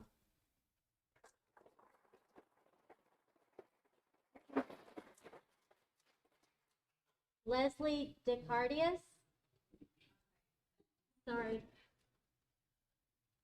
Good evening. My name is Leslie Desjardins. I'm going to put you back to 1970. Joni Mitchell, Big Yellow Taxi. They paved Paradise and put up a parking lot with a pink hotel, a boutique, and a swinging hotspot. Don't it always seem to go that you don't know what you've got till it's gone? They paved Paradise and put up a parking lot. Lake Kiwi is our paradise. And let's be honest, who in Pickens County wants to see swarms of beautiful trees replaced by big structures and concrete parking lots around the lake? More pavement, rooftops, roads, parking areas mean more stormwater runoff. Chemicals, fertilizers, fuel, and wastewater make their way into the lake. We should not pave over the natural protection of Lake Kiwi and assume that our drinking water will remain unaffected. The proposed overlay provides an important buffer between intensive development and the lake. It establishes a reasonable boundary for activities that have a greater potential to threaten water quality. And this is the same water that everybody in this room drinks. Now I'm going to switch a bit to property rights with respect to small business owners and in particular real estate developers, the ones that want to build the pink hotel, the boutique, and the swinging hotspots. So developer property rights are important, but they should not be absolute. Why? Because a small business owner or a developer is a private corporation. Unlike a publicly traded corporation, like say Duke Energy, a private developer is not subject to the same independent board oversight, public disclosure, transparency, governance, and accountability regarding long-term environmental and community risks. It is not that a private developer or a small business owner cannot be responsible. I'm not saying that. It's that the community should not assume that private company governance provides the same independent oversight and transparency that exists in a well-governed public company, in particular as it relates to the environment and community interest. For example, last week, a newsletter from two developers in the lake communities on the subject of the overlay did not once mention the word water. Developer rights must be balanced against responsibility to protect a shared resource that affects every resident who depends on this lake for clean drinking water. Lake Kiwi is an extraordinary asset. It supports property values, recreation, businesses, and the quality of life that draws people to Pickens County in the first place. Protecting the lake is not anti-development. It is about ensuring that development is sustainable and that we don't sacrifice the very asset that makes this community desirable. The warning at the heart of Big Yellow Taxi is that people often recognize the true value of something only after it has disappeared or damaged. Council has an opportunity to ensure that this does not become the story of Lake Kiwi. Thank you.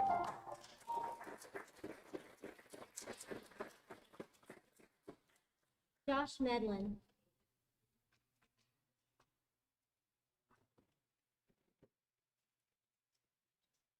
Hi there. You sit here and listen to all these people back here, they all have mixed reviews on it. You got some that's worried about the property they already got, some that's worried about future investment of the property with no houses on it. So you're gonna be darned if you do, darned if you don't. But I think she briefly mentioned it. I ain't heard nothing about what we gonna do about protecting the water. What we gonna do to help the water, what y'all gonna do to help purify the water. They ain't nothing about the water with this overlay. It's all about the aesthetics that everybody rides around in their boats and looks at the land To me, you want to start with the boats if you want to protect the water. I don't know how you do that, but you ain't gonna do it protecting the land. Them boats gonna get in it, put oil in it, and it's even go to Saluda. You know, what you gonna do to protect Saluda? We ain't good enough to get protected over there yet, so hopefully that'll come one day as soon as Mr. Holloway brings that up to council, because it don't work when you bring it up. So it's like Saluda, you got people that throw beer cans in the water all the time as they rafting down through there, and about that tax money on the Saluda, they pay in Greenville County to enter on Pickens County side and get out on Pickens County side. Don't make sense to me. But anyway, everybody needs an overlay, not just the Kioweans and the Joe Cassians. I mean, it needs to be fair all the way around if you're gonna do it. And if you're doing it to prevent a hotel from being built, you're doing it for the wrong reason. And from what I hear, that's why it's getting done, the overlay. And it also goes to, y'all don't want to tell people what they can and can't do with their land, but you're doing it with overlay. There's no ifs, ands, buts about that. Thank you.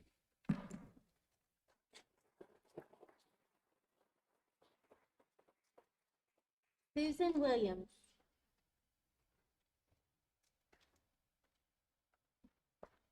Good evening, Chairman, council members, and staff. My name is Susan Williams. I'm a resident of Pickens County and a board member of Advocates for Quality Development, or AQD. We are a not-for-profit in Pickens and Oconee counties. We represent 5,000 HOA member residents and individual members. Thank you for allowing me to speak this evening regarding the proposed Lake Kiwi and Lake Lucassie ordinance. AQD strongly supports this ordinance because we believe it is a prudent, balanced, and forward-looking approach to protecting one of Pickens County's greatest assets while still allowing responsible growth. Our support comes from experience, not theory. AQD was instrumental in supporting the adoption of Oconee County's Lake Overlay Ordinance in 2009. 17 years later, we have the benefit of seeing the results. The Oconee County Overlay establishes residential development as a permitted use within the protected shoreline overlay area. At the same time, it provides a process through which applicants seeking other uses may request relief through the Board of Appeals. In other words, the ordinance provides a structured review process rather than an inflexible prohibition. The overlay did not stop development. It did not harm property values. It did not discourage investment, quite the opposite. During those years, Lake Kiwi has continued to experience significant residential investment, strong property values, and national recognition as one of the premier lake communities in the Southeast. The ordinance simply helped to ensure that new development remained consistent with the character that attracted people to the lake in the first place. Some have suggested this ordinance represents unnecessary regulation, or that it will negatively affect economic development. Our experience in Oconee County does not support these views. Good planning and economic success are not opposing goals. They go hand in hand. Developers, property owners, and residents all benefit when expectations are clear before projects are proposed. Predictable rules reduce uncertainty, help avoid conflicts, and protect the long-term value of existing investments. This ordinance is also about fairness. Property owners who invested around these lakes did so with certain reasonable expectations about the character of the surrounding shoreline. Thank you for your time. Thank you, Susie. Consideration and your service.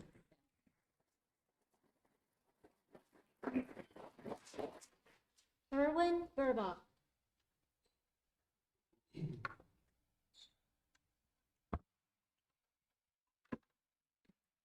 Good evening, Council. My name is Irv Burbach, and I've been a resident in Pickens County since 2010. and we bought property on Lake Kiowee in 2007. My wife and I first visited this area in 2002 when my daughter enrolled as a freshman at Clemson University. And we were saddened to see the unchecked development on Lake Hartwell and terrified that something like that could happen on Lake Kiowee and Lake Jocassee. We're encouraged that council is about to take meaningful action that would make that model not a repeat on Lakes Kiowee and Lake Jocassee. So I'd like to thank the council first in seeking public opinion, as you have done over the last several months. Second, in being transparent in communicating the results from the public feedback that you have received to date. We appreciate that. And third, now that you work to enact meaningful legislation that will preserve the unique and priceless watersheds around Lakes Kiowee and Jocassee. I want to be on record in favor of the establishment of this strict overlay. Without this action, water quality will inevitably suffer, with severe impacts likely irreversible. Our children and grandchildren will inherit a severely diminished lake system and drinking water source. Looking back in history, over 120 years ago, President Teddy Roosevelt took a bold step to conserve priceless natural resources nationwide. For this, he left with an enduring legacy. While not on the same scale, this council, with bold action, can do for Pickens County what Teddy Roosevelt did for the United States. Thank you for your time. Thank you.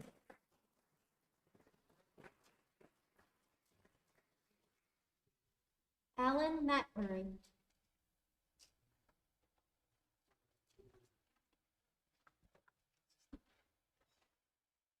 Good evening, and thank you for letting us speak. Do you know what Onondaga Lake in beautiful upstate New York, the Salton Sea in environmentally fanatical California, and Lake Erie all have in common? What they have in common is that not so very long ago, they were all once thriving lakes. But then, within the last 5 or 6 decades, all three came to be labeled as dead lakes. Onondaga became known as the most polluted lake in North America because of industrial chemicals and mercury poisoning. It got so bad, so fast, that swimming was banned in 1940. Fishing was banned in 1970. The Salton Sea, once a thriving resort destination in California in the 50s, died mostly due to commercial agriculture. And of course, there's Lake Erie, America's poster child for dead lakes. As big as Lake Erie is, it died from just about every type of pollution you can rattle off, including discharges from heavy industrial hubs like Cleveland, Detroit, and Buffalo, massive commercial agricultural runoff, phosphorus runoffs, and sewage.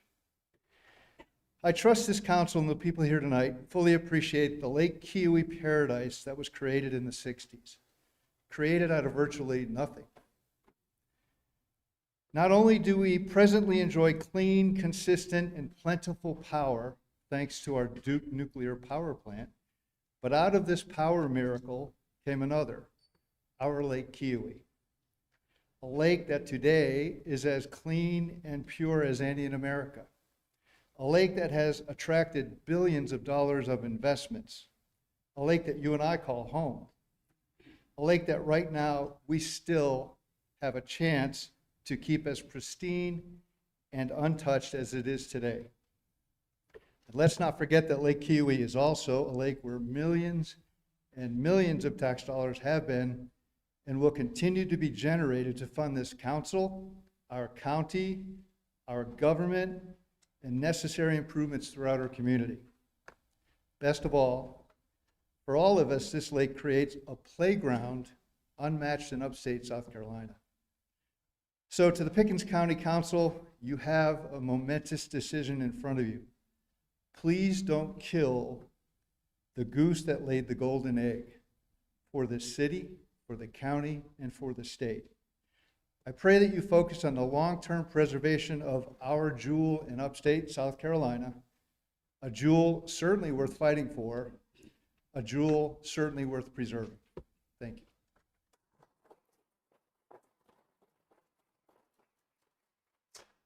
Tom Geisler.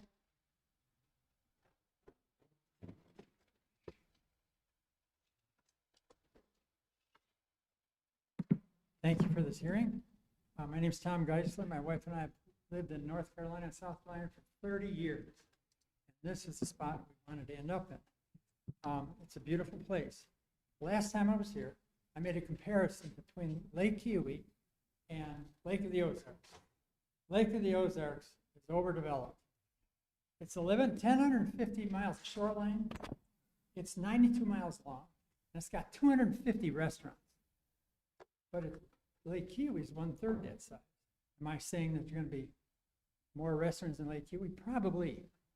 If one hotel is built, it won't be the last one. Let's be there'll probably be a casino in the future. Anyway, I want to try to impress upon you how special this place is. So I went shopping at Walgreens about 6 years ago, and I happened to pick up this National Geographic. I don't know if anybody's seen this thing. National Geographic. It says here, 50 of the world's last great places. 50 in the world. So it's got Antarctica here, and some of that inhabitable. It's got the Florida Keys. It's got the Galapagos Islands. Guess what? It's got the Jocassee Gorges. That's how special this place is. So again, I would like to say proceed with caution. We can't overdevelop this. If so, you'll never get it back. Thank you very much.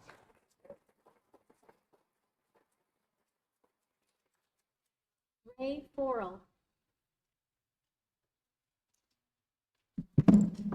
Good evening, and thank you for allowing me to speak. My name is Ray Forrell, and I'd like to thank those of you that I was able to have a great conversation with on the phone, specifically Mr. Seda. I thought it was a very conductive conversation. I moved to South Carolina in January of '05, a little over 21 years ago, and thousands and thousands of homes ago. At that time, Lake Key was even more pristine than it is now. I'm also the owner of Ridgeline Construction Group, and despite what I do for a living, I'm not coming here as someone who will say anything that makes development easier and allows us to build more projects. I was raised in a small town in Colorado and have a real appreciation for the outdoors and natural beauty, and so much so that we placed a conservation easement on our farm. So I'm not asking to just open the floodgates.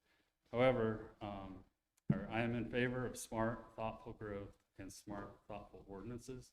I'm not in favor of emotional decisions that have major impacts on those of us that have land that was purchased in a master plan community that was previously approved by Pickens County, has deed restrictions and setbacks in place currently. I continue to see stuff on Facebook and emails that saying that this will not impact future residential undeveloped lots. In seeing that, I look back at the last 50 projects that we have been involved in. Under the currently written ordinance, 19 of those lots would become unbuildable. 14 of them would have significant design modifications and/or significant cost implications required. So 10 were not impacted and 7 of them were interior lots. So with that, 33 of the 43 lakefront lots would become either non-buildable or incur unreasonable design modifications, cost implications. That's 77%. So as you move this ordinance along, I would strongly ask that you consider the facts on water quality and the setbacks required, the impacts that it has on property owners, and does it really solve the problem? Thank you very much.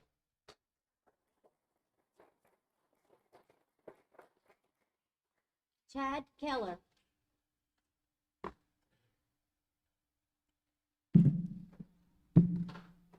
My name is Chad Keller, and my family and I recently built a home at 108 South Turtle Rock Road. I spent much of my career in real estate development, and my family and I invested in the reserve because we value the beauty of our lakes and the future of this project. My wife and I have 2 young children, and we care deeply about protecting water quality and preserving the natural resources that make this area special. We support reasonable conservation measures that achieve these goals. However, we strongly oppose this overlay ordinance as currently written. Our concern is not conservation. It is the process as ordinance with such significance impact should not be rushed without significant public input, careful review, and collaboration with those most affected.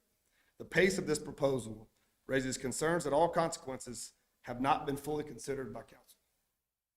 As someone with extensive experience in development, I also strongly believe that all previously approved commercial developments and planned unit development should be excluded from this overlay.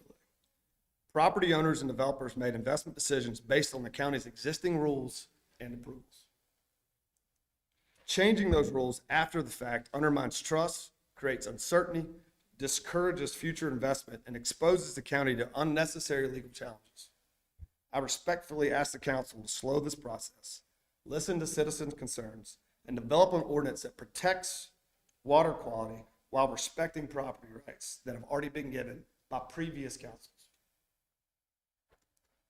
Thank you for your time and consideration of this matter. Thank you.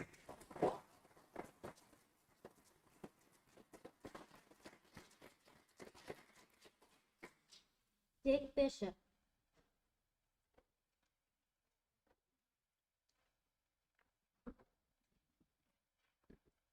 Good evening, and thank you for the opportunity to speak this evening. My name is Dick Bishop. My wife and I have been full-time Pickens County residents for nearly 18 years. We live on Lake Kiowee. We pay our property taxes here, we vote here, and we are proud to call this county our home. We have also been members of Old Edwards Reserve for almost 20 years. As lakefront homeowners, we care deeply about protecting Lake Kiowee. It's one of the primary reasons we chose to live here. We fully support thoughtful protections that preserve the beauty and the character of the lake and prevent inappropriate industrial or commercial development along the shoreline. The issue is not whether Lake Kiowee should be protected.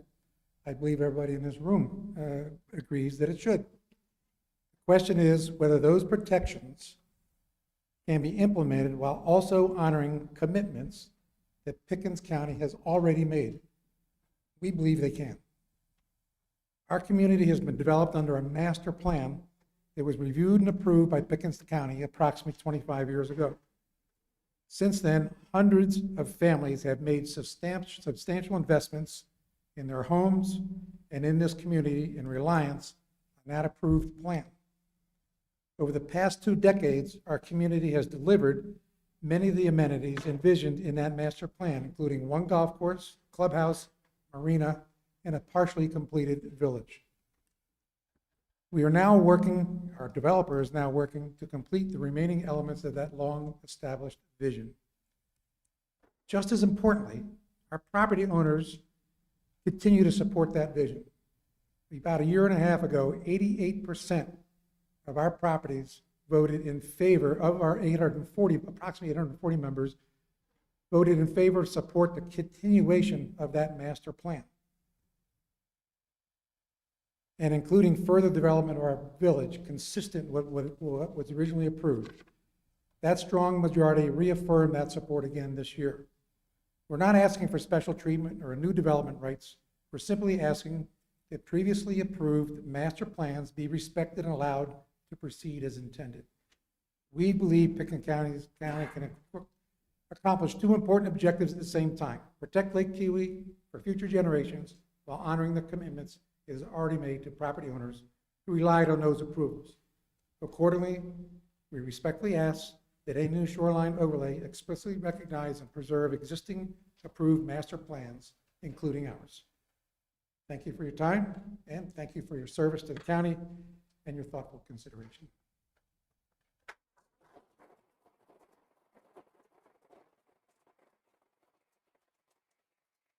Jim King.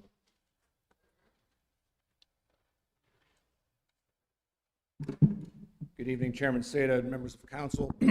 My name is Jim King. I've been a full-time resident of Pickens County since 2014.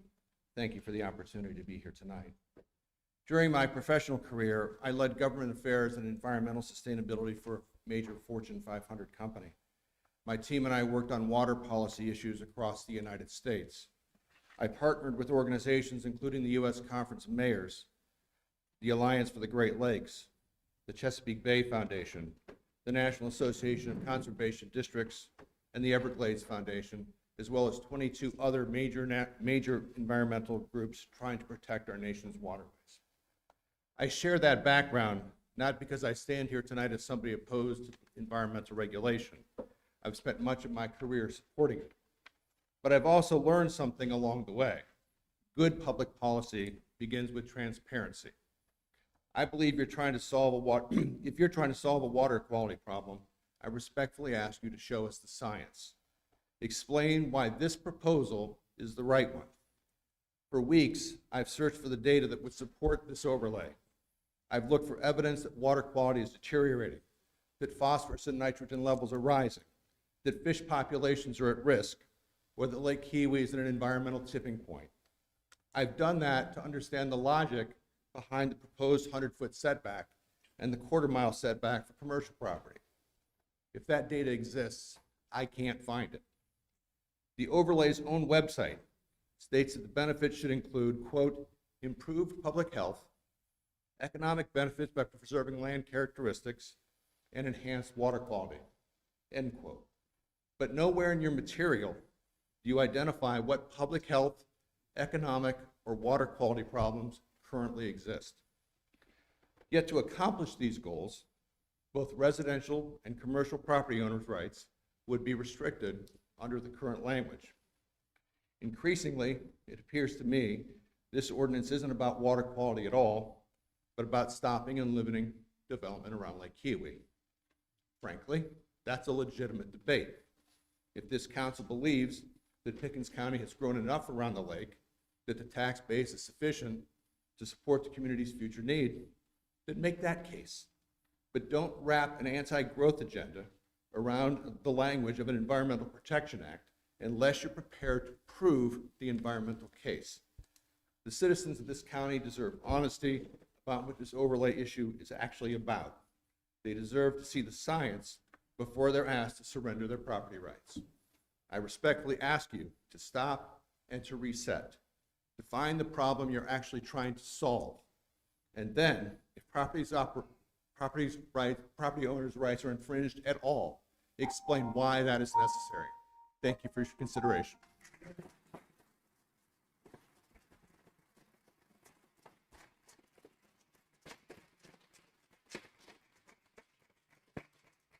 Melissa Higgs.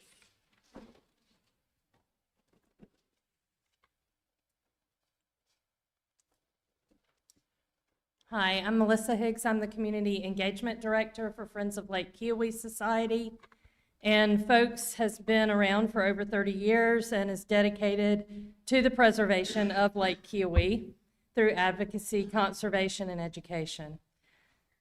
Thank you for this opportunity to comment on the second draft of Ordinance 684, which forms a lake overlay district for Lake Jocassee and Lake Kiwi. We would like to publicly state our support for the overlay district's effort to balance economic growth, private property rights, environmental stewardship, recreational opportunities, tourism interest, and the long-term protection of valuable public resources. We concur that certain land uses are inherently dependent upon access to the lakes for their operation and function, while other land uses primarily benefit from proximity to the lakes, and that differing development standards may be appropriate based upon such distinctions. Keeping this in mind, the review of water-related and water-enhanced uses by the Zoning Board of Appeals is appropriate. This allows for well-planned development to occur after consideration of its impact on the lake and compliance with development standards, as well as assessment of infrastructure needs. The vegetative buffer and restrictions on fertilizers, pesticides, herbicides, and fungicides are also justified. This wider buffer is particularly important where steeper slopes occur because steeper slopes result in faster stormwater flows that result in contaminated runoff entering the lake before pesticides and other pollutants can be broken down in soils. We would like to suggest that the 100-foot buffer might be calculated on an average in some cases, limiting reductions to no more than a percentage of the total, so that portions of a property that can't possibly meet the buffer requirement might be mitigated by extending the buffer on other portions of the parcel. While larger buffers are our preference, the nature of our region's topography may limit the ability of property owners to build their homes. The use of riparian buffers to prevent erosion and runoff is well documented. Riparian zones reduce the velocity of storm flows, consolidate the soils for stream banks, and trap and remove nutrients and contaminants before they enter reservoirs. They also provide flood control and wildlife habitat, increase property values, provide recreational opportunities, and reduce lawn maintenance costs. Folks agrees that a wide buffer is necessary to protect the quality of Lake Kiowee. Erosion and contaminants and runoff are predominant concerns around the lake. Folks published an article in the summer of 2018 that included sound advice from Kyle Bennett, Pickens County Stormwater Manager.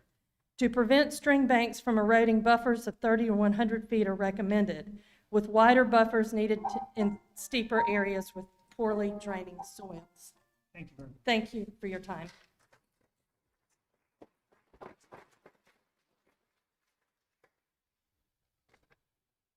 John Bose.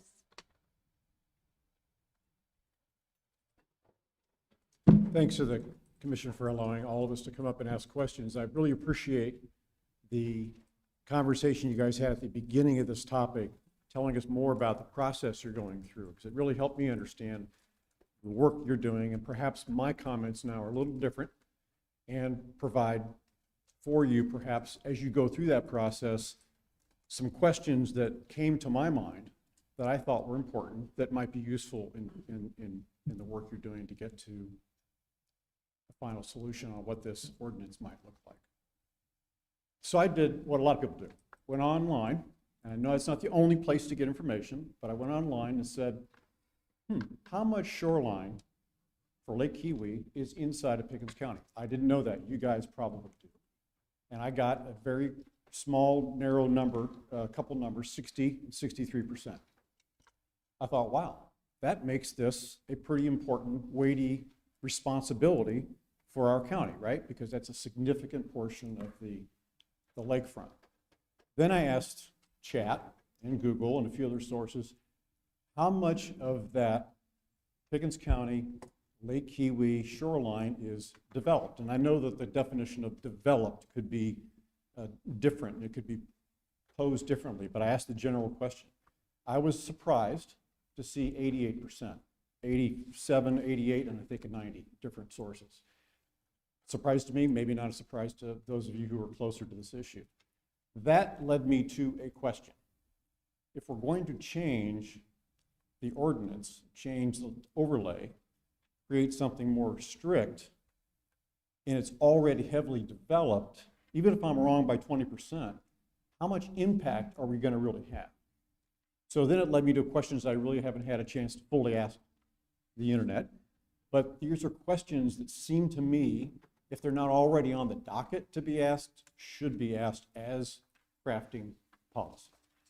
Again, you probably know all that, but these are the things that I was trying to get my head around and discover that I felt like were open switches, that so far I didn't know how you guys feel about those things, but to me, that's really important, because if there truly is a problem, let's understand the size. And then what impact a ordinance would have on properties that are already developed. So that's question one. Question two is, if and when we have a new overlay, does that affect the current owners who have already developed property? So if my wife and I, our home is damaged for some reason and I have to rebuild it, can I rebuild on the same footprint? Because right now, if it's 100, I couldn't. So I think those are just the economic side of it. So I think that it'd be nice to see a broader view of the economics as well as the environmental, be considered in the process. Thank you.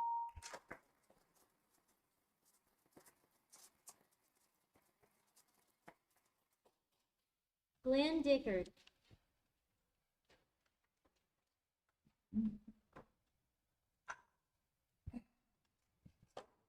Chairman and members of council, I rise today in opposition to the proposed Lake Kiwi overlay, not because I oppose the responsible development of protecting Lake Kiwi, but because this proposal does neither effectively.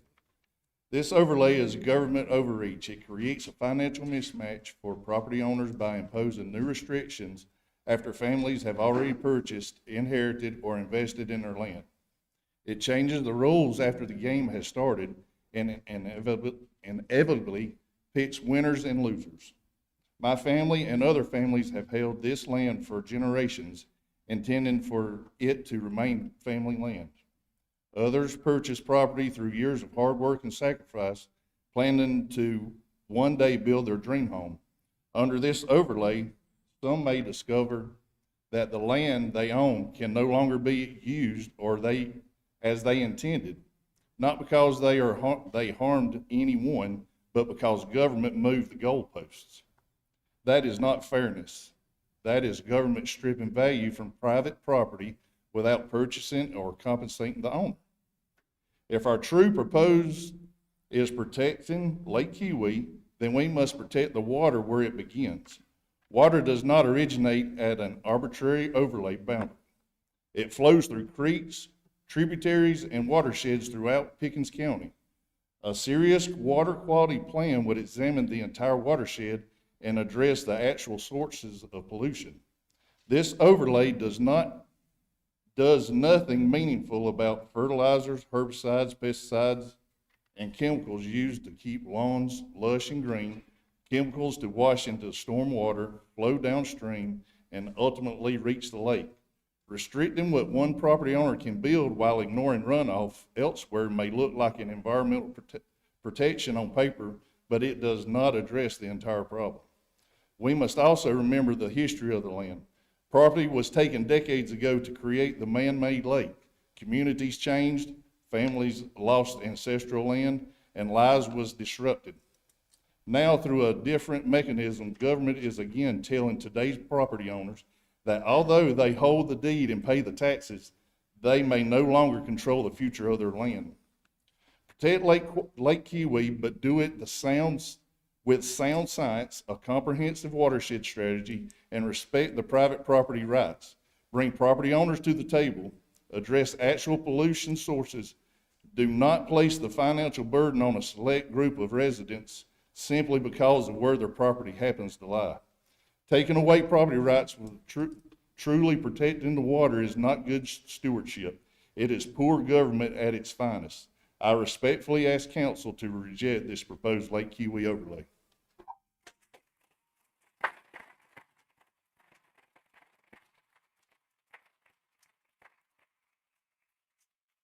Richard Presley. Thank you, council. I didn't realize I was gonna get two opportunities of this. I wouldn't have tried to cram both subjects into 3 minutes. I just want to say, I'm in favor of protecting our water. It don't matter where it's at. I'm gonna spend the rest of my life advocating on that behalf. I've watched Hamilton Creek, which is on my street, which is not a main tributary, but it is a tributary. It's a God-made natural resource. And I've watched silt go into that thing for the last 3 years. And you know what? Most of it is legal. Until you get serious and want to stop silt, a developer has to maintain 80% silt on their property, which means he can allow 20% more of that silt, sediment, and contamination to run into the water. I've watched it on K Drive run 1,000 feet down the road, silt, and go into Hamilton Creek. A distance, a buffer, will not stop silt. The only way you're going to do it is like other states. There's other adjoining states that will not allow runoff off of our property visible silt. They will not allow anything that is visible run off another property. So if you're really serious about protecting water, and I am, and I'm gonna spend the rest of my life, and tonight may be the last time I get to do this, but you need to stop the silt runoff. It don't matter if you got a 1,000-foot buffer, it can run that far. 20% can run off that property legally until we change the laws in this county. And that's all I have to say about that. Thank you.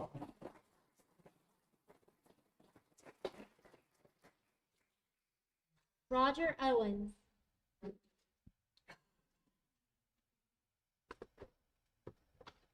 Good evening, council. I appreciate the opportunity to speak to you. I'm a lifelong Pickens County resident.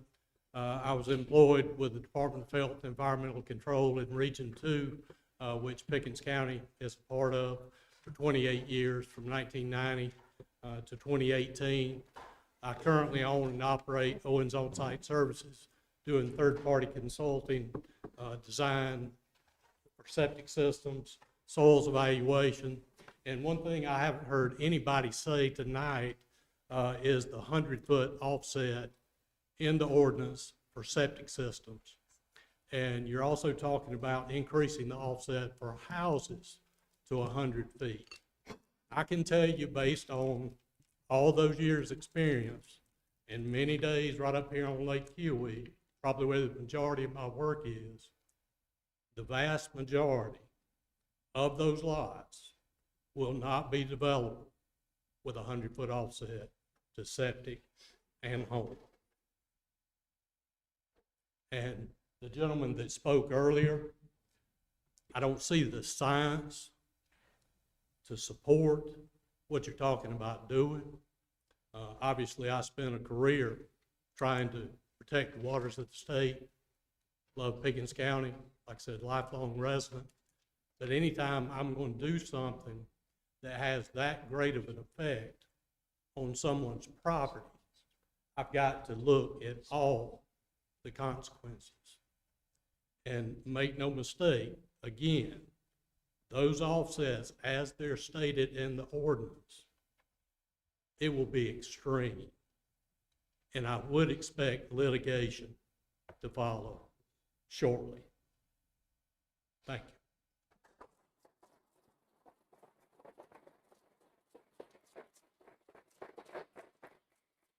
you. Deborah Morgan.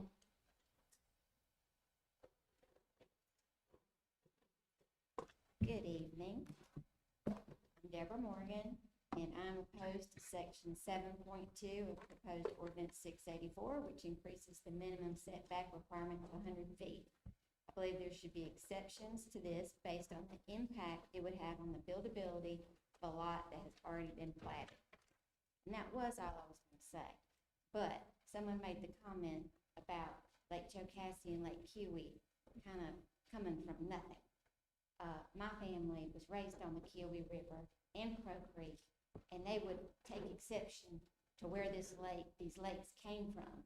And it's too late to oppose the construction of Lake Kiowee or Jocassee, but there are some residents in this county that still remember what Kiowee River looked like before it wasn't paved, but it was flooded over. So just want to make that point. It was beautiful before the lakes, and the lakes are beautiful, and we want to see those protected. But I think 100 feet is just a little too much for some of the existing platted properties.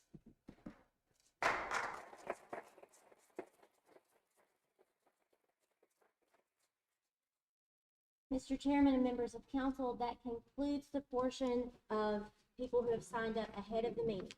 Okay, does anybody else want to speak? Okay, thank you very much. I want to just continue the discussion we had earlier on. Mr. Lang and Holloway and myself expressed that we felt that the lake 50 feet setback for structures should stay at 50 feet. Now, how do you feel about that? Agree with that. How about you two? Linville? I am not prepared to answer that question. Okay, Council Bauer? I think, the 100 feet is asinine, just like the 1,320 feet that we discussed. I've said that, that's not new information. I said it at our last meeting. Also, the gentleman that spoke, well, everybody said, show me the signs and all the things. It's kind of exactly where I have been the whole time with this entire project, so. Okay, so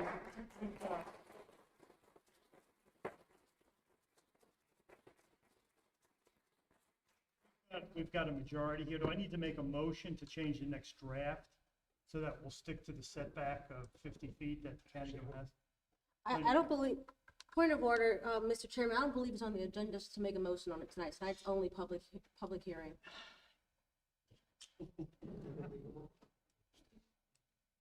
Okay, interesting. I disagree with that, but it's too narrow of the interpretation.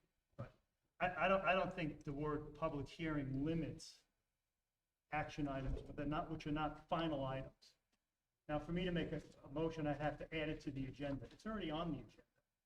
Certainly, but I believe that, and I'm happy to go into executive session to discuss this with you, but I don't believe that tonight it was clear on the agenda that a vote was going to occur tonight. We only noticed it for a public But it hearing. wouldn't be a final vote, which would be critical. My I'm not- opinion like I still said, I don't stands. want to argue back. We can just give them an instruction. Obviously, a majority supports, 5 of us support. The setbacks for the structures, septic tanks, and the buffers to remain the same. I believe those are found in section 410, right now, the DSO, as well as, let's see, the stormwater ordinance, section 15. So the next agenda, the next draft will actually have that. Any other discussion on that? And we'll work on that again on the 17th. Any other discussion on that? No other discussion? Thank you very much. Okay, next item up is, let's see, that's going to be item 11, Jeff White, Illinois Watershed. He's still here. Jeff? Jeff White? You Jeff White? He's here somewhere. Illinois Watershed? There he is. No. Andy's covered. Oh, you're covered. It's a long meeting. Okay, so you're going to, Yeah, I'm the chairman of the board. okay. Yeah, it's fine. You do this. Okay, no problem.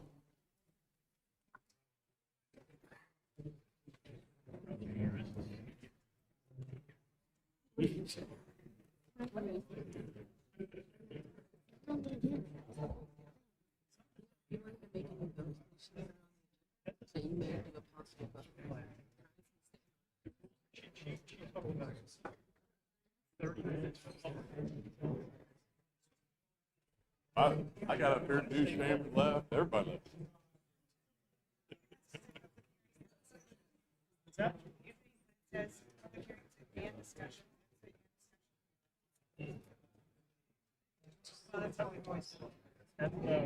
not at all. It's on the agenda, you can discuss it. Public hearing. But it doesn't, that doesn't limit. No, show me the law. It's 6-29-1130.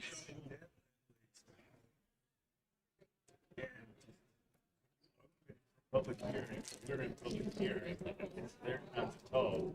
We debate after.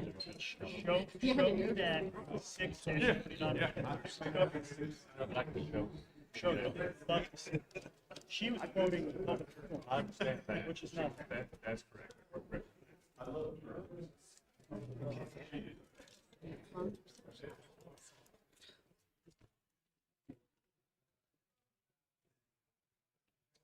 Okay, we're ready when you. All right. Thank you, council members, for letting us come up here. We were asked to come up. I'm with the, my name's Andy Anderson. I'm chairman of the board for the Illinois River Watershed. We've got some other members. I've been a resident of Pickens County for right around 37 years. Jeff White is our treasurer. He's here tonight. He retired out of banking, and he's been here since about 15 years. Greg Thomas, the same, 15 to 20 years. Zach Dunaway is a lifelong member, and Logan Parker is our 5th member. I'm on my second term. I'll go up for reelection this November. What we do, we have 3 high hazard dams in the Illinois River watershed. When I say high hazard, they're not ready to explode or fail. They are basically storm retention areas. They help, 2 of them off of Highway 288. They just help with the flooding, diverting flooding waters. The third is dam number 40, and that's where you have your Lake Illinois at the state park on Highway 11. What we do, we collect taxes. It's a millage, and in that community, that area, and that goes towards our maintenance of the dams. They get mowed twice a year. We have to have divers come in every second year, dive, check the structures out, open the gates, close the gates. During the last hurricane, we had a lot of people out of Columbia. We were high interest for them. We got 22 inches of rain, and we do have a slide. You can just kind of float through the slides there. Those are the three watershed dams. The double dot up there at the very top, that's the one. Dam number 40, that's at State Park. The next one down will be in the middle, that's dam number 9. Dam number 10 will be to the left. 9 and 10 are more retention. We had 22 inches of rain during the hurricane that came through. We've got pictures later on. You can go ahead and flip over. Again. That's as high as the water got right there, and that's at the Table Rock Lake. It got right to the top of the spillway. Our dams have all been, since I've been in office, we've had 2 outside contractors, engineering firms that came in, did a walkthrough, did a lot of tests on the ground. They said that there's no chance, nothing was in failure, no maintenance, high maintenance issues. Basically, a catastrophic event, evidently higher than the hurricane there could be. And so we were tasked, Jeff White, when we got elected, back like I said 8 years ago, we had no EAPs, emergency action plans. The whole state was behind with that. The hurricanes that came through in 2015 that wiped out below Columbia, they had over 200 dam failures, kind of spurred people thinking that we needed to do that. Jeff came up with the first EAP. Now DHEC has taken it and run with it. So we're just about ready to update ours. It basically shows if a dam fails, where the inundation areas are. I know you've all seen 100-year flood pictures where this is how far up the water's going to be, your flood zones. Ours takes into effect of houses that would be destroyed, roads that would be impacted during such a catastrophe.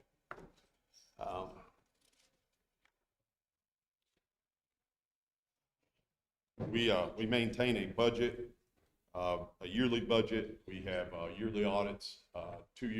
Every second year, the county does an audit with us. That's with the soil and water.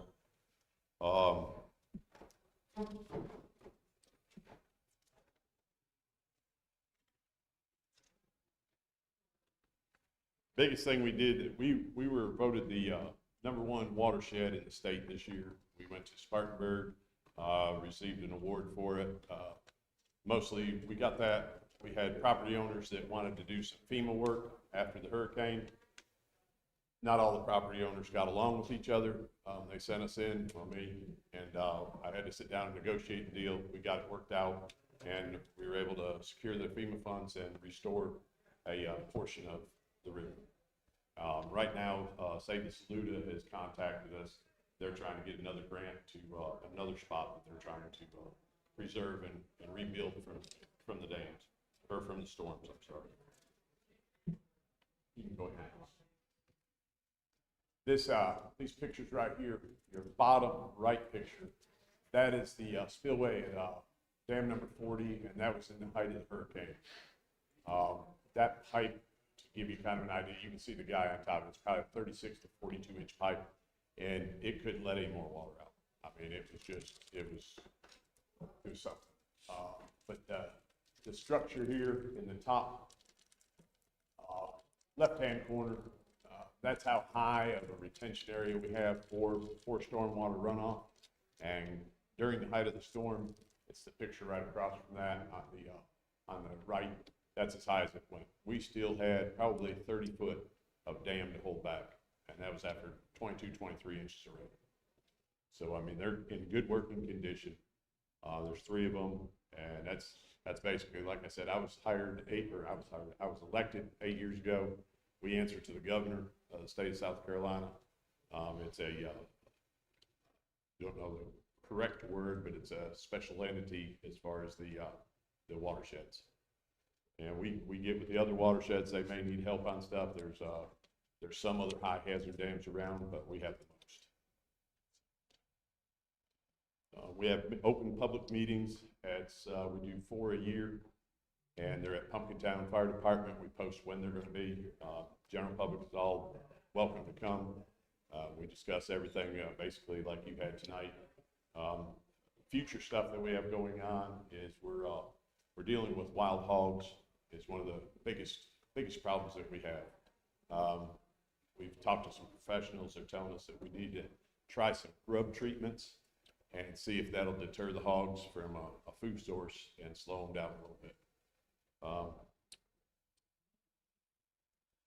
That is basically our job. And I don't know if you have any questions for me. Any questions? How do the watersheds work with the soil and water folks? I know that they do some dam work as well. Yes, as far as what we do with soil and water, they come out and inspect us. We get inspected by DNR and by the soil and water. Once a year, they go through and they check basically our spillways, all our functionings. We have to have as I was saying, we have to pay private dam or divers to come in and operate all the structures, make sure that they were all good. I think it was probably about 5 years ago, some of the smaller dams, I don't know if it was George's Creek, I might misspeak on that, but they had to rebuild some of their structures.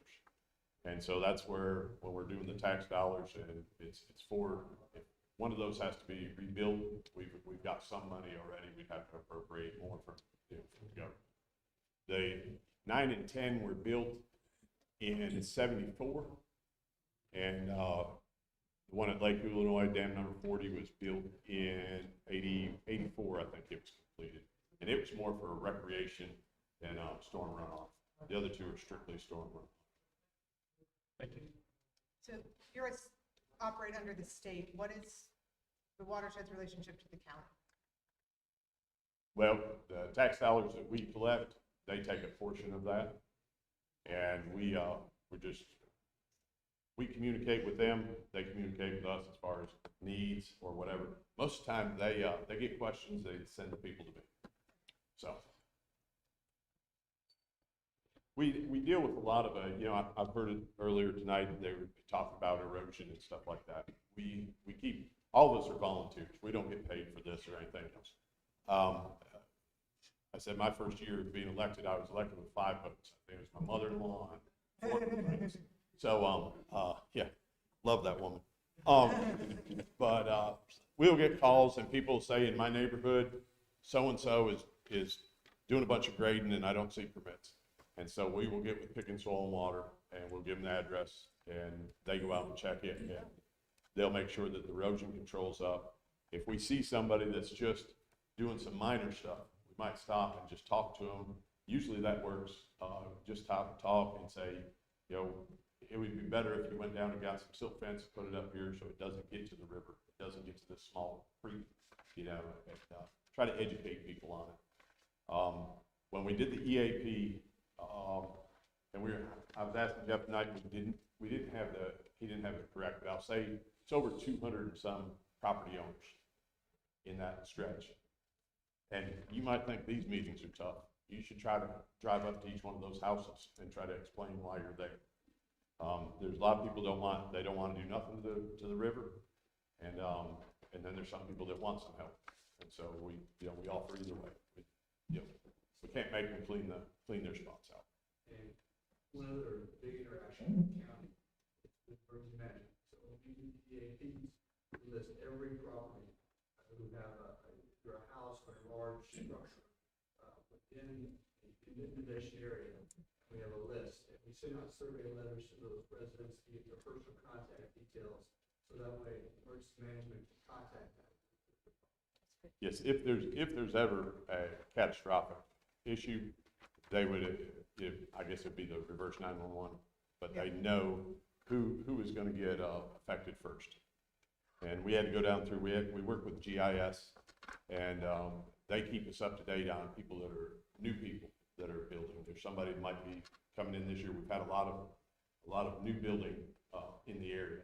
And so they'll let us know, and so we can get them on the list, find out, their addresses. Some people have homes here but don't live here, live elsewhere, so we need to, if they're rented out or what have you. Thank you very much. Good job. Yeah. Thank you for your work. Yeah, thank you. Come see me at the barbecue.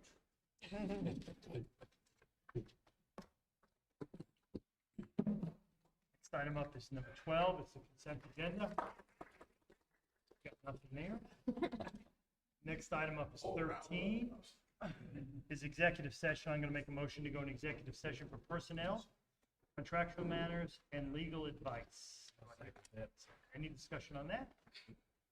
We're going to have a short break, and then we'll go into executive session. In favor, raise your right hand. Opposed, same sign.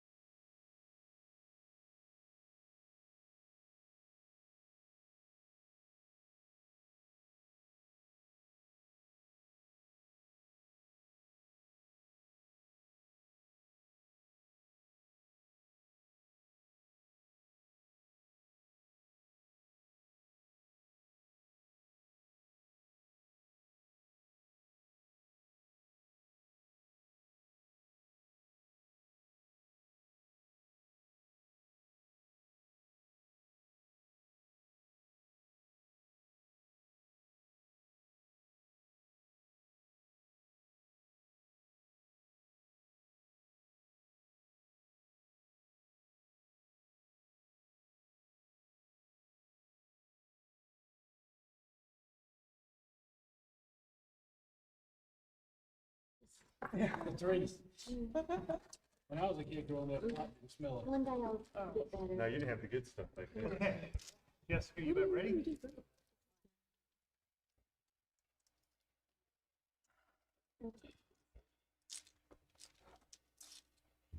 Okay, so we're back in session. And we have 3 executive session items. First one was county attorney personnel. She's doing a great job. We don't have to finish. She's going to continue forever, we hope. Next is contractual items, Pickens County Performing Arts Center lease agreement, still working on that. And then finally, the on-camera legal advice. We got that advice. And I'm going to make a motion to adjourn. I'll second that motion. Any discussion? Raise your right hand. Those opposed,